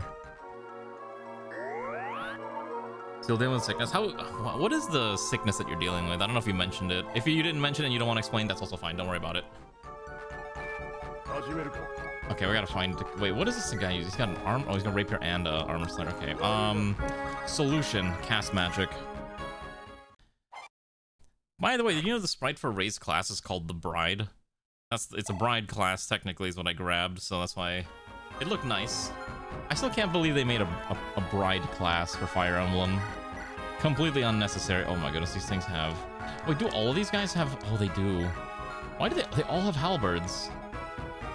It's basically hard countering some of my units. Okay.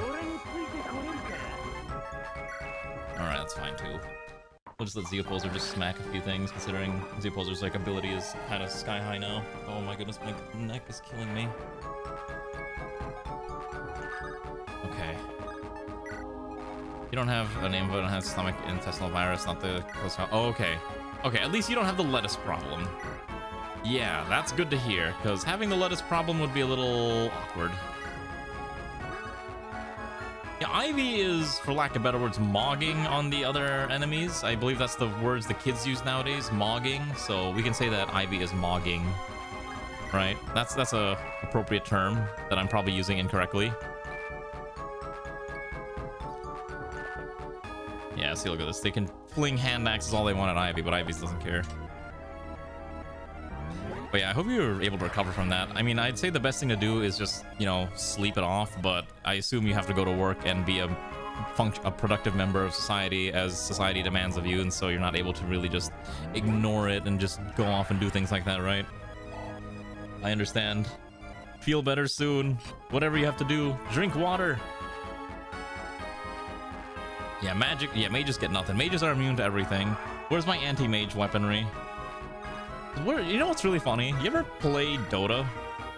So, funny thing about Dota, there's a character in Dota called Anti-Mage, and his entire shtick is that he just talks about how much he hates magic and how he's the anti-mage and how he's gonna go around and kill magic and kill anyone who uses magic. His entire, that's his entire character.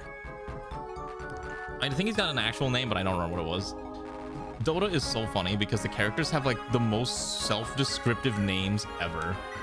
Like, this character's name is Axe because he wields an axe. This character's name is Anti-Mage because he's an anti-mage. You know what I mean? This character's name is Meepo because there's a bunch of them. I don't know. This character's name is Broodmother because she's a spider broodmother. Oh my goodness. Gabora can't get a kill. No! Is there any way to lower the HP even slower? Or I guess not. Alright. Gotta kill these. Alright, what do this goober have? He doesn't move. Okay. Then actually we're not gonna get ourselves killed. You don't understand how people play Meepo? The people who play Meepo are basically the ones who want to play an RTS game while everyone else is playing a MOBA. There's a non-zero chance you got this from the same source. Oh, Jesus Christ. I'm so sorry to hear that, Garm. I hope you'll be okay. There we go. This should be fine. I think just cast Fenrir on this. You must be lasting leading group after building like what is the game what is Windrose? I'm not familiar with this title, but now I'm gonna go Google it because I am kind of curious. Windrose. Oh, this one. I think this is the one you linked, right? It's like the app open world survival crafter, but with pirates. I'm probably not gonna play this game myself, but I mean, as long as you're having fun with it. I have an aversion to the words open world survival crafter, unfortunately. Sometimes I'll play them, sometimes I won't. It really depends on the game, but I've played too many that were just not good. If only Gabor had assassinate. Oh. But yeah, I did see you I think you actually posted it today in suggestions. Let me double check. I could have sworn it was today you posted it, because I looked at it and I was like, huh. Oh, it was yesterday, okay. Yeah, I mean, I looked at it and I was like, that looks kind of interesting, but right now, me and Ray are in the middle of playing Pal Worlds. That's kind of my survival crafter for the time being. Okay, we're almost there. We just gotta rip through the rest of this. Havel's almost max level. Oh, there's still so many more enemies. I'm not playing RuneScape. I am not going to play RuneScape on stream. You cannot make me play that game. I have friends that play it. I can't. No, I refuse. RuneScape is not for me. RunEscape is not the game for me. There's a lot of other games I'll play, but RunEscape ain't it. Let's see if... I'm pretty sure Ivy should be able to tank whatever I just threw at her, so hopefully we'll see. What if Falu invites me? Invites me to what? To play old school RuneScape? No, I still wouldn't play old school RuneScape, honestly. Nothing. It's not because of Falu. It's because I would rather spend my time playing other games instead. That's really what it is. That's the main thing. Speaking of games, I'm excited for tomorrow. Who's ready to play the mostly negative reviewed Company of Heroes 3 Final Stand tomorrow? It's gonna be interesting. I was almost tempted to play a little bit of it today, just to kind of see what it's like. But I think it'll be more fun if we all experience it together for the first time. The thing with MMOs is that most people will eventually find that one MMO that will more or less define their personality for years to come. And for me, that MMO has already been decided as Final Fantasy XIV. I don't have time to play another MMO. You gotta pick one, and you just have to stick with it, and you can't really play others on top of that because it just doesn't make any sense. So that's why for me, it's 14 is my my MMO of choice. But don't stop me from, you know, don't let me stop you from playing other games that might interest you. Everyone's got their own things that excite them. Play what excites you.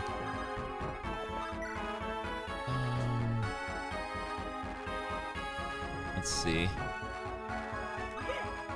But please, always post suggestions for games that you want to see on the suggestions channel, because there's always something that I think would catch my eye. Obviously, like Iron Nest is coming out, I think, in like 2 weeks, and obviously Zomboid.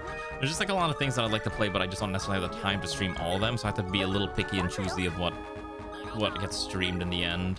I know it's not fun, but that's ultimately how we have to operate on this channel. I think once we kill this, I think we'll end this after we kill that one enemy. That might be the halfway point that we'll do, because this is gonna just take forever. Good job, Havel. Oh, actually, wait, that's great, because Havel didn't kill, which means someone else can swoop in and get that EXP. Let's see, maybe we give it to the Valkyrie. We'll give it to Vermeil. I think Vermeil can get it. Yeah, perfect. Exact damage. Ooh, and she gets the crit. All right.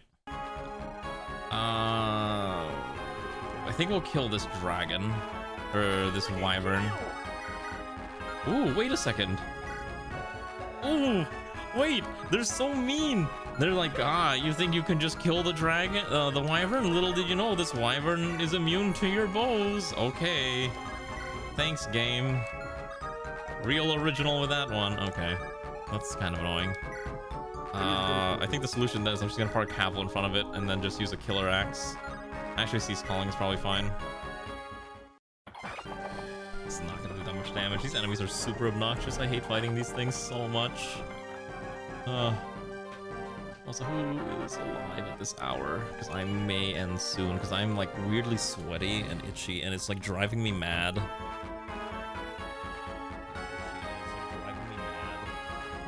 Let's see.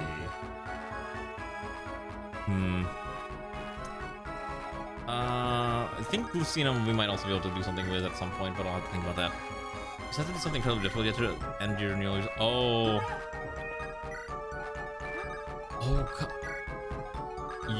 I don't know if you can do this, but at the very least, you should try to save whatever emotes you have of her, and maybe upload them if you can to something like 7TV, and then tell any of your friends or any of her friends or her friends that they can, if they use 7TV, they can add those emotes to their channel. That way, people can still use Lucy emotes. Even if they're not subscribed to her any longer. That way you can at least have, a little bit of your, of her memory still out there for other people to engage with. Even if it's something just like as simple as emotes. Because emotes are probably like the best way to remember at least another Twitch streamer. Because at least everyone loves using emotes. Everyone loves using emotes.